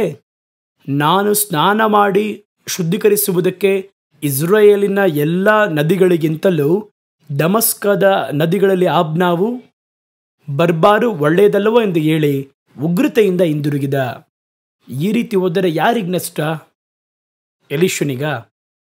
ನಾಮಾನನಿಗೆ ನಷ್ಟ. ಕರ್ತನು ಮಾಡುವವರೆಗೂ ಮೌನದಿಂದ ಕಾದಿರಬೇಕು.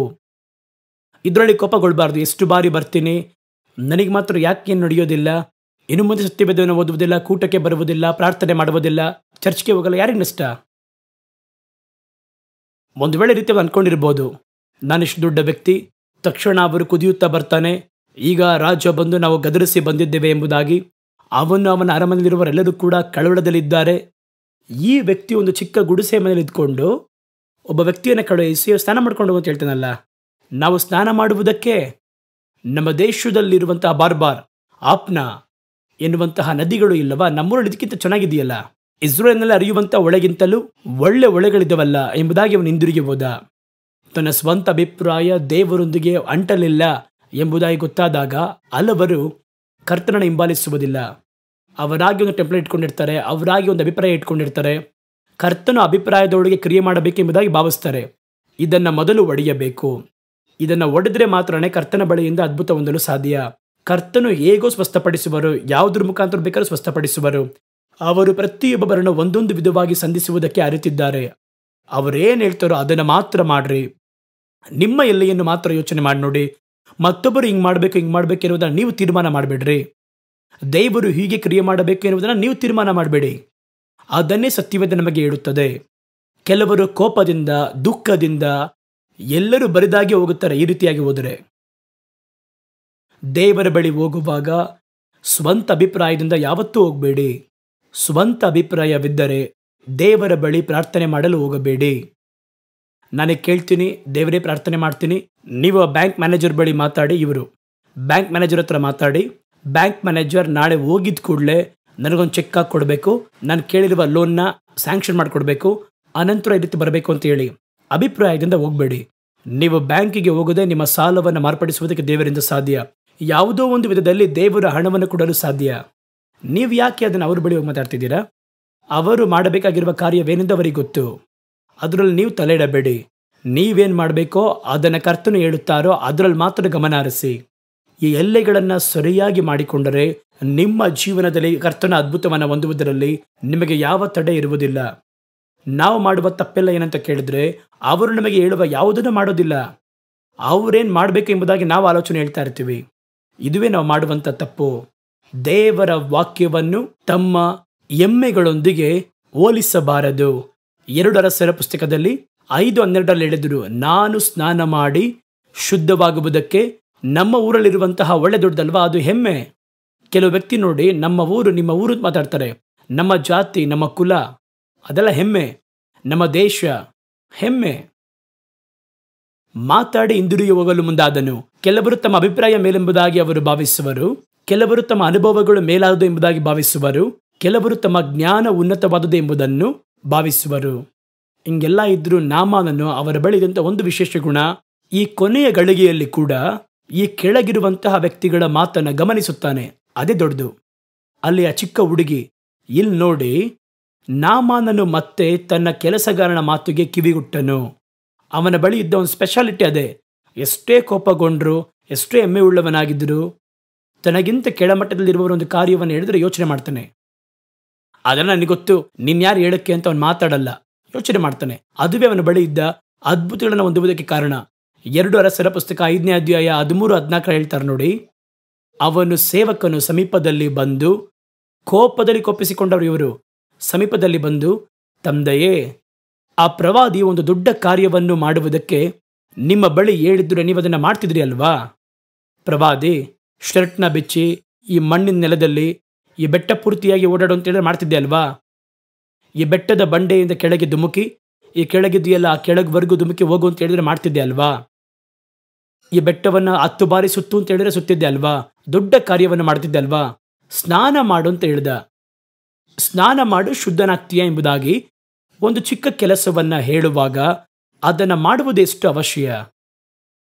ದೊಡ್ಡ ಕಾರ್ಯ ಹೇಳಿದ್ರೆ ಮಾಡ್ತಾ ಇದ್ರು ಕೆಲವರು. ಹಂಗೇನೆ ನಾವು ಬಂದು ದೊಡ್ಡ ಕಾರ್ಯವನ್ನು ಕೊಟ್ಟು ಪಡೆದ್ರೆ ಚೆನ್ನಾಗಿರುತ್ತೆ ಎಂಬುದಾಗಿ ಅಭಿಪ್ರಾಯ. ದೊಡ್ಡ ಕಾರ್ಯವನ್ನು ಹೇಳಿ ಮಾಡಿದ್ರೆ ಚೆನ್ನಾಗಿರುತ್ತೆ ಎಂಬುದಾಗಿ ಒಂದು ನಮಗೆ ಅಭಿಪ್ರಾಯ. ಇದು ಒಂದು ಅಲ್ಪ ಕಾರ್ಯವಾಗಿದೆ. ದೊಡ್ಡ ಕಾರ್ಯವನ್ನು ಹೇಳಿದ್ರೆ ಮಾಡ್ತಿದ್ರಿ ಅಲ್ವಾ? ಸ್ನಾನ ಮಾಡಿ ಬರಪ್ಪ ಅಂತ ಹೇಳಿದ್ರೆ ಸ್ನಾನ ಮಾಡಿ ಬರ್ಬೋದಲ್ವಾ ಎಂಬುದಾಗಿ ಹೇಳ್ದ. ಆ ಸಮಯದಲ್ಲಿ ಅವನ ಕೋಪವಾಗಿರುವ ಸ್ಥಿತಿಯಲ್ಲಿ ಕೂಡ ಈ ಮಾತು ಅವನಿಗೆ ನ್ಯಾಯವಾಗಿ ಪಟ್ಟಿತು. ಹೌದು, ನಿಜ ಅಲ್ವಾ? ಇವನ ಕೆಲಸದವನ ಕೆಲಸ ನೋಡ್ಕೊಂಡು ಹೋಗು, ಮತ್ತೊಬ್ಬರಾಗಿ ಟೆನ್ಷನ್ ಆಗಿರುವ ಸ್ಥಳದಲ್ಲಿ ನಿನ್ನ ಕೆಲಸ ನೋಡ್ಕೊಂಡು ಹೋಗಪ್ಪ, ನನಗೆ ಗೊತ್ತು ನಿನ್ನ ದಾರಿಗೆ ಹೆಂಗೆ ತರೋದು ಅಂತ ಗೊತ್ತು. ಅನಂತರ ಎಲೀಷನ ತೆಗೆದುಕೊಂಡು ಹೋಗಿ ಸಿರಿಯಾಗಿ ಹೋಗ್ತೀವಿ, ಅಲ್ಲಿ ಬಂದು ಗುಣಪಡಿಸೋ ನನ್ನ ಮುಟ್ಟಿ, ಆ ರೀತಿಯೇ ಅವ್ರು ಹೇಳ್ಬೇಕಾಗಿತ್ತು. ಇವನ್ ನೋಡಿ ಆ ಸಮಯದಲ್ಲಿ ಹೇಳಿದ ಕೂಡಲೇ ಇದುವೇ ನಾಮನ ಬಳಿ ಇದ್ದ ಒಂದು ವಿಶೇಷ ಗುಣ. ಕೋಪ ಮಾರ್ಪಟ್ಟು ಹೇಳುವವನು ಯಾರು ಅಂತ ಕೂಡ ನೋಡದೆ ಅದನ್ನು ಯೋಚನೆ ಮಾಡ್ದ. ಆಗ ಅವನು ಇಳಿದು, ಇದುವೇ ಮುಖ್ಯ, ಕೆಳಗಿಳಿದ. ಇಲ್ಲಿಯವರೆಗೂ ಮೇಲೆ ಹತ್ತಿ ಕೂತಿದವನು ಕೆಳಗಿಳಿದು ದೇವರ ಮನುಷ್ಯನ ಮಾತಿನ ಅನುಸಾರವಾಗಿ, ಅದೇ ಮುಖ್ಯ, ಆ ಮಾತು ದೇವರ ಮಾತು, ಆ ಮಾತಿನ ಅನುಸಾರವಾಗಿ ಯೋರ್ದಾನಿನಲ್ಲಿ 7 ಬಾರಿ ಮುಳುಗಿದಾಗ ಅವನ ದೇಹ ಒಂದು ಚಿಕ್ಕ ಮಗುವಿನ ದೇಹದ ಹಾಗೆ ಮಾರ್ಪಟ್ಟು ಶುದ್ಧವಾದನು. ನೋಡಿದ್ರ? ಅದ್ಭುತವನ್ನು ಹೊಂದುವುದಕ್ಕೆ ಏನೆಲ್ಲ ತಡೆಯಾಗಿದೆ? ಅವನು ತನ್ನ ಸ್ವಂತ ಅಭಿಪ್ರಾಯದಿಂದ ಇಳಿದು, ಹೆಮ್ಮೆಯಿಂದ ಇಳಿದು, ಕರ್ತನ ಮಾತಿನ ಮೇರೆಗೆ ತನ್ನ ಒಪ್ಪಿಸಿಕೊಟ್ಟಾಗ, ಕರ್ತನ ಮಾತಿಗೆ ತನ್ನನ್ನು ವಿಧಿಯನಾಗಿಸಿದಾಗ 1 ಸೆಕೆಂಡ್ ಅಷ್ಟೇ 7 ಬಾರಿ ಮುಳುಗಿದ, ನಂಬಿಕೆಯಿಂದ ಮುಳುಗಿದ. ಅದೇ ಮುಖ್ಯ. ಸಾಮಾನ್ಯವಾಗಿ ಏನು ಮಾಡ್ತಾರೆ, ಒಮ್ಮೆ ಮುಳುಗಿದ್ರೆ ಮತ್ತೆ ಕೈ ನೋಡ್ತಾರೆ ಅಂದ್ರೆ ಕಡಿಮೆ ಆಗಿದೆಯಾ ಅಂತ. 2ನೇ ಬಾರಿ ಮುಳುಗಿ ಮತ್ತೆ ಬೆರಳ ನೋಡ್ತಾರೆ, ಅದು ಕಡಿಮೆ ಆಗಿದೆಯಾ. ಕಾಲು ನೋಡ್ತಾರೆ, ಕಡಿಮೆ ಆಗಿದೆಯಾ, ಕಡಿಮೆ ಆಗಿಲ್ಲ. 7ನೇ ಬಾರಿ ಮುಳುಗಿದ, ನಿರಂತರವಾಗಿ ಮುಳುಗಿದ. ಟೆನ್ಷನ್ ಪಾರ್ಟಿ ಏನು ಮಾಡ್ತಾನೆ, 3 ಬಾರಿ ನೋಡ್ತಾನೆ, ಅದೆಲ್ಲ ಏನು ನಡೆಯಲ್ಲ, ನಡಿರಿ ಹೋಗೋಣ ಅಂತ ಹೇಳ್ತಿದ್ದ. ಇವನು ಅದನ್ನು ಮಾಡಲಿಲ್ಲ. ಆ ಮಾತಿನ ಮೇರೆಗೆ ವಿಧಿಯನಾದ. ಆಗ ಅವನ ಮಾಂಸ ಮಾರ್ಪಟ್ಟು ಮಗುವಿನ ದೇಹದ ಹಾಗೆ ಮಾರ್ಪಟ್ಟಿತು. ನಾಮಾನನು ಒಂದು ಸರಾಸರಿ ಮನುಷ್ಯನಿಗೆ ಉದಾಹರಣೆಯಾಗಿದ್ದಾನೆ. ಒಂದು ಸಮಯ ವಿಧಿಯನಾಗುವುದು, ಅದೇ ಸಮಯದಲ್ಲಿ ತನ್ನ ಮಾಂಸವನ್ನು ಜಯಿಸಲಾಗದೆ ವಿಧಿಯನಾಗದೆ ಹೋರಾಡುವಂಥದ್ದು. ಇಂಥವರಿಗೆ ದೇವರ ಕಾರ್ಯಗಳನ್ನು ಪಡೆಯುವುದರಲ್ಲಿ 50% ಅಷ್ಟೇ ಚಾನ್ಸ್ ಇರುತ್ತದೆ. ನೀವು ಪರಿಪೂರ್ಣವಾಗಿ ಇದರಲ್ಲಿ ನೋಡಿದ್ರೆ 2 ಇರುತ್ತೆ. ನಾಮಾನನ ಬಲಹೀನತೆ, ನಾಮಾನನ ಬಲ. ನೀವು ನೋಡಿ, ನಾಮಾನನ ಬಲಹೀನತೆಗಳನ್ನು ಮನಸ್ಸಲ್ಲಿಟ್ಟುಕೊಂಡು ಅದನ್ನು ಎಲ್ಲೂ ಅಪ್ಲೈ ಮಾಡಬೇಡಿ. ಗಮನವಾಗಿರಿ. ಮತ್ತೊಂದು ನಾಮಾನನ ಬಲ ಇದೆ ನೋಡಿ, ಅದೇ ರೀತಿ ನೀವು ಮಾಡಿರಿ. ನಿಮ್ಮ ಸ್ವಂತ ಅಭಿಪ್ರಾಯದಿಂದ ಕೆಳಗಿಳಿದು ಬನ್ನಿ, ಆಗ ಕರ್ತನ ಬಳಿಯಿಂದ ಅದ್ಭುತಗಳನ್ನು ಹೊಂದಲು ಸಾಧ್ಯ. ಅವನು ಇಳಿದು ಎಂಬುದಾಗಿ ಹೇಳಲ್ಪಟ್ಟಿದೆ. ನಾಮನನ ಬಳಿ ಏನಿದೆ ನೋಡಿ, ಕೋಪವೂ ಬರುತ್ತಾ ಇದೆ, ಹೆಮ್ಮೆಯೂ ಇದೆ. ಅದೇ ಸಂದರ್ಭದಲ್ಲಿ ಒಂದು ವಿಧೇಯತ್ವವೂ ಇದೆ. ನಾಮನನ ಬಳಿ ಚಿಕ್ಕವರು ಹೇಳುವಂತಹ ಮಾತು ಕೂಡ ಸರಿಯಾಗಿದ್ದರೆ ಸ್ವೀಕರಿಸುವ ಹೃದಯವಿತ್ತು. ಇದೆಲ್ಲ ಅವನ ಬಲಹೀನತೆಯನ್ನು ಮೀರಿ ಅವನು ಸೌಖ್ಯವಾಗುವುದಕ್ಕೆ ಒಂದು ಕಾರಣವಾಗಿತ್ತು. ಅವನೊಬ್ಬ ಸರಾಸರಿಯಾಗಿರುವ ವ್ಯಕ್ತಿ, ಅವನ ಬಳಿ ಎರಡು ಕೂಡ ಇತ್ತು. ಹಾಗಾದರೆ ಯಾವುದು ಮಾಡಬಾರದು, ಯಾವುದನ್ನು ಮಾಡಬೇಕು ಎನ್ನುವುದಕ್ಕೆ ನಾಮನನೊಬ್ಬನೇ ಅಷ್ಟು ಕಾರ್ಯಗಳಿಗೆ ಉದಾಹರಣೆಯಾಗಿದ್ದಾನೆ. ಮಾಡಬೇಕಾದದನ್ನು ಮಾಡ್ರಿ, ಮಾಡಬಾರದನ್ನು ಬೇಡ ಅಂತ ಬಿಟ್ಬಿಡಿ. ಅದ್ಭುತ ಇವತ್ತು ನಿಮ್ಮ ಜೀವನದಲ್ಲಿ ನಡೆಯುವುದು. ಅದನ್ನು ಬಿಟ್ಟು ಸುಮ್ಮನೆ ಅವ್ರು ಹೇಳ್ತಾರೆ ಇವ್ರು ಹೇಳ್ತಾರೆ ಅಂತೇಳಿ ಬೇರೆ ಏನಾದರೂ ಅಭಿಪ್ರಾಯದಲ್ಲಿ ಹೋದರೆ ನೀವು ಎಷ್ಟು ದಿನ ಕಾದಿದ್ರು ಕರ್ತನ ಬಳಿಯಿಂದ ಒಂದು ಸಾಸುವೆಯಷ್ಟು ಒಳಿತನ್ನು ಪಡೆಯಲು ಸಾಧ್ಯವಿಲ್ಲ. ಬನ್ನಿ ನಾವೀಗ ಒಂದು ಚಿಕ್ಕ ಪ್ರಾರ್ಥನೆ ಮಾಡೋಣ. ಪ್ರೀತಿಯು ಕೃಪೆಯು ತುಂಬಿರುವಂತಹ ಪರಲೋಕ ತಂದೆಯೇ, ಈ ಮಾತುಗಳಿಗೆ ಕಿವಿಗೊಟ್ಟಂತ ಪ್ರತಿಯೊಬ್ಬರಿಗೂ ನಿಮ್ಮ ಪರಿಶುದ್ಧ ಹಸ್ತದಲ್ಲಿ ನಾನು ಒಪ್ಪಿಸಿಕೊಟ್ಟು ಪ್ರಾರ್ಥನೆ ಮಾಡುತ್ತೇನೆ. ಒಂದು ವೇಳೆ ಇವತ್ತು ಅವರಿಗೆ ಒಂದು ಸ್ವಸ್ಥತೆ ಬೇಕಾಗ್ಬೋದು, ಇವತ್ತು ಅವರಿಗೆ ಒಂದು ಅದ್ಭುತ ಬೇಕಾಗ್ಬೋದು, ಇವತ್ತು ಅವರ ಜೀವನದಲ್ಲಿ ಒಂದು ಬದಲಾವಣೆ ಬೇಕಾಗ್ಬೋದು. ಮಾರ್ಪಡಿಸಲಾಗುವುದಿಲ್ಲ ಎಂಬುದಾಗಿ ಕೈಬಿಡಲ್ಪಟ್ಟಂತಹ ಕಾರ್ಯಗಳಲ್ಲಿ ಒಂದು ಅದ್ಭುತ ಇವತ್ತು ಬೇಕಾಗಬಹುದು. ನಾಮನನ್ನು ನಾವು ನೆನಪಿಗೆ ತರುತ್ತೇವೆ. ನಾವು ಒಬ್ಬ ಸರಾಸರಿಯಾಗಿರುವ ಮನುಷ್ಯರೇ, ಕೆಲವು ಬಾರಿ ಸೋತು ಹೋಗುತ್ತೇವೆ, ಕೆಲವು ಬಾರಿ ಇದು ನಡೆಯುತ್ತದಾ ಎಂಬುದಾಗಿ ಅವಿಶ್ವಾಸದ ಒಳಗೆ ಹೋಗುತ್ತೇವೆ, ಕೆಲವು ಸಮಯ ಕೋಪಗೊಳ್ಳುತ್ತೇವೆ, ಕೆಲವು ಸಮಯ ಟೆನ್ಷನ್ ಆಗುತ್ತೇವೆ. ದೇವರ ಕಾರ್ಯದಲ್ಲಿ ದೇವರೇ ನಾವು ಪರಿಪೂರ್ಣವಾಗಿ ವಿಧೇಯರಾಗಿ ಸ್ವಂತ ಅಭಿಪ್ರಾಯಗಳಿಗೆ ಕಿವಿಗೊಡದೆ ಕರ್ತನು ಹೇಳುವಂತಹ ಮಾತಿನ ಮೇರೆಗೆ ನಾವು ವಿಧೇಯರಾಗಿ ಕರ್ತನ ಬಳಿಯಲ್ಲಿ ನಾವು ಹಾದು ಬಂದು ಕಾದಿರುವುದಾದರೆ 100ರಷ್ಟು ದೇವರ ಬಳಿಯಿಂದ ಅದ್ಭುತಗಳನ್ನು ಹೊಂದಿಕೊಳ್ಳಲು ಸಾಧ್ಯ ಎಂಬುದಾಗಿ ನಾವು ಕಲಿತಿದ್ದೇವೆ. ದೇವರೇ, ನಿಮ್ಮ ಮಕ್ಕಳಿಗೆ ಯಾವ ಅದ್ಭುತ ಬೇಕೋ, ಯಾವ ಗುರುತುಗಳು ಬೇಕೋ, ಯಾವ ಶರೀರದ ಬಿಡುಗಡೆ ಬೇಕೋ, ಇವತ್ತು ಅವರು ತಮ್ಮ ಮನಸ್ಸಿನಿಂದ ನೀವು ಹೇಳುವ ಹಾಗೆ ಮಾಡಲು ತಮ್ಮನ್ನು ಒಪ್ಪಿಸಿಕೊಟ್ಟು ದೇವರೇ ತಮ್ಮ ಸ್ವಂತ ಕಾರ್ಯಗಳಿಂದ ಹೆಮ್ಮೆಗಳಿಂದಲೂ ವಿಧಿಯರಾಗಿ ಕರ್ತನೇ ಒಂದು ಮಗುವಿನ ಹಾಗೆ ನಂಬಿಕೆಯಿಂದ ನಿಮ್ಮನ್ನು ಹಿಂಬಾಲಿಸಲು ತಮ್ಮನ್ನು ಒಪ್ಪಿಸಿಕೊಡುವುದಾದರೆ ಈ ನಿಮಿಷ ಕರ್ತನ ದೇವರಾತ್ಮನು ಅವರ ಜೀವನದಲ್ಲಿ ಇಳಿಯಲಿ, ಅವರಿಗೆ ಬೇಕಾದ ಅದ್ಭುತವನ್ನ ಕೊಡಲಿ. ದೇವರೇ, ಅವರು ಬೇಡಿಕೊಳ್ಳುವುದಕ್ಕಿಂತಲೂ ಅವರು ವಿಜ್ಞಾಪಿಸುವುದಕ್ಕಿಂತಲೂ ಅಧಿಕವಾದ ಅದ್ಭುತಗಳು ಅವರ ಜೀವನದಲ್ಲಿ ನಡೆಯಲಿ. ಇವತ್ತು ಒಂದು ದಿನ ಮಾತ್ರವಲ್ಲದೆ ಅವರ ಜೀವನದಲ್ಲಿ ಪ್ರತಿ ಸಮಯದಲ್ಲಿಯೂ ಅದ್ಭುತಗಳಿಂದ ತುಂಬಲ್ಪಟ್ಟಿರಲಿ. ಕರ್ತನು ಹೇಳಿದರೆ ಆಗುವುದು, ಅವರು ಆಜ್ಞಾಪಿಸಿದರೆ ನಿಲ್ಲುವುದು ಎಂಬುದಾಗಿ ನಾವು ನಂಬುತ್ತೇವೆ. ಇವತ್ತು ಪ್ರಾರ್ಥನೆ ಮಾಡುವ ಪ್ರತಿಯೊಬ್ಬೊಬ್ಬರ ಮೇಲೂ ಅವರು ಬಯಸುವಂತ ಅದ್ಭುತವನ್ನು ಅನುಗ್ರಹಿಸಿರಿ, ಬಿಡುಗಡೆಯನ್ನು ಅನುಗ್ರಹಿಸಿರಿ, ಆಶೀರ್ವದಿಸಿರಿ. ಅವರೊಂದಿಗೆ ಕರ್ತನು ಇದ್ದೀರಾ ಎನ್ನುವುದನ್ನ ನೀವು ತೋರಿಸಿಕೊಡಿರಿ. ನೀವು ನೆನ್ನೆಯೂ ಇಂದು ಎಂದೆಂದು ಮಾರ್ಪಡದವರಾಗಿದ್ದೀರಾ, ನಾವು ಅದನ್ನು ಅರಿತಿದ್ದೇವೆ. ಕರ್ತನು ಅವತ್ತು ನಾಮನನ್ನು ಗುಣಪಡಿಸಲು ಸಾಧ್ಯವಾದರೆ ಇವತ್ತು ಈ ವಾಕ್ಯಕ್ಕೆ ಕಿವಿಗೊಟ್ಟಂತಹ ಪ್ರತಿಯೊಬ್ಬರನ್ನು ನಿಮ್ಮನ್ನು ಗುಣಪಡಿಸಲು ಸಾಧ್ಯ. ಕರ್ತನ ನಿಮ್ಮ ಹಸ್ತವನ್ನ ಚಾಚಿ ಮುಟ್ಟಿದೆ ಅವನ ಆಶೀರ್ವಾದ ಮಾಡ್ರಿ. ಯೇಸುವಿನ ನಾಮದಲ್ಲಿ ಅವರ ನಿಮ್ಮ ಪಾದಗಳಿಗೆ ಒಪ್ಪಿಸಿಕೊಟ್ಟು ಪ್ರಾರ್ಥನೆ ಮಾಡುತ್ತೇನೆ ತಂದೆಯೇ, ಆಮೇನ್. ಕರ್ತನು ನಿಮ್ಮ ಸಂಗಡ ಇವತ್ತು ಮಾತಾಡಿರ್ತಾರೆ. ಕರ್ತನು ಅತಿಶಯವಾದವರು, ಅವರನ್ನಿಟ್ಟುಕೊಂಡೇ ನಾವು ಇಷ್ಟು ದುಃಖ ಪಡುವ ಅವಶ್ಯವಿಲ್ಲ. ಕರ್ತನು ನಿಮಗೆ ಅದ್ಭುತಗಳನ್ನು ಮಾಡಲು ಬಯಸುತ್ತಾರೆ. ಆದ್ದರಿಂದ ದೇವರ ಬಳಿ ನಾಮನ ಮನಸ್ಸಲ್ಲಿಟ್ಟುಕೊಂಡು ಮಾಡಬಾರದನ್ನು ಮಾಡಬೇಡಿ, ಮಾಡಬೇಕಾದದನ್ನು ಖಂಡಿತವಾಗಿ 100ರಷ್ಟು ಮಾಡಿ. ಅದ್ಭುತ ನಿಶ್ಚಯ. ಮುಂದಿನ ಕಾರ್ಯಕ್ರಮದಲ್ಲಿ ಹೊಸ ಸಂದೇಶದೊಂದಿಗೆ ನಿಮ್ಮನ್ನು ಭೇಟಿ ಮಾಡುತ್ತೇನೆ. ಅಲ್ಲಿಯವರೆಗೂ ಕರ್ತನು ತಾನು ನಿಮ್ಮನ್ನು ಆಶೀರ್ವಾದ ಮಾಡಿ ಕಾಪಾಡಲಿ. ಆಮೇನ್.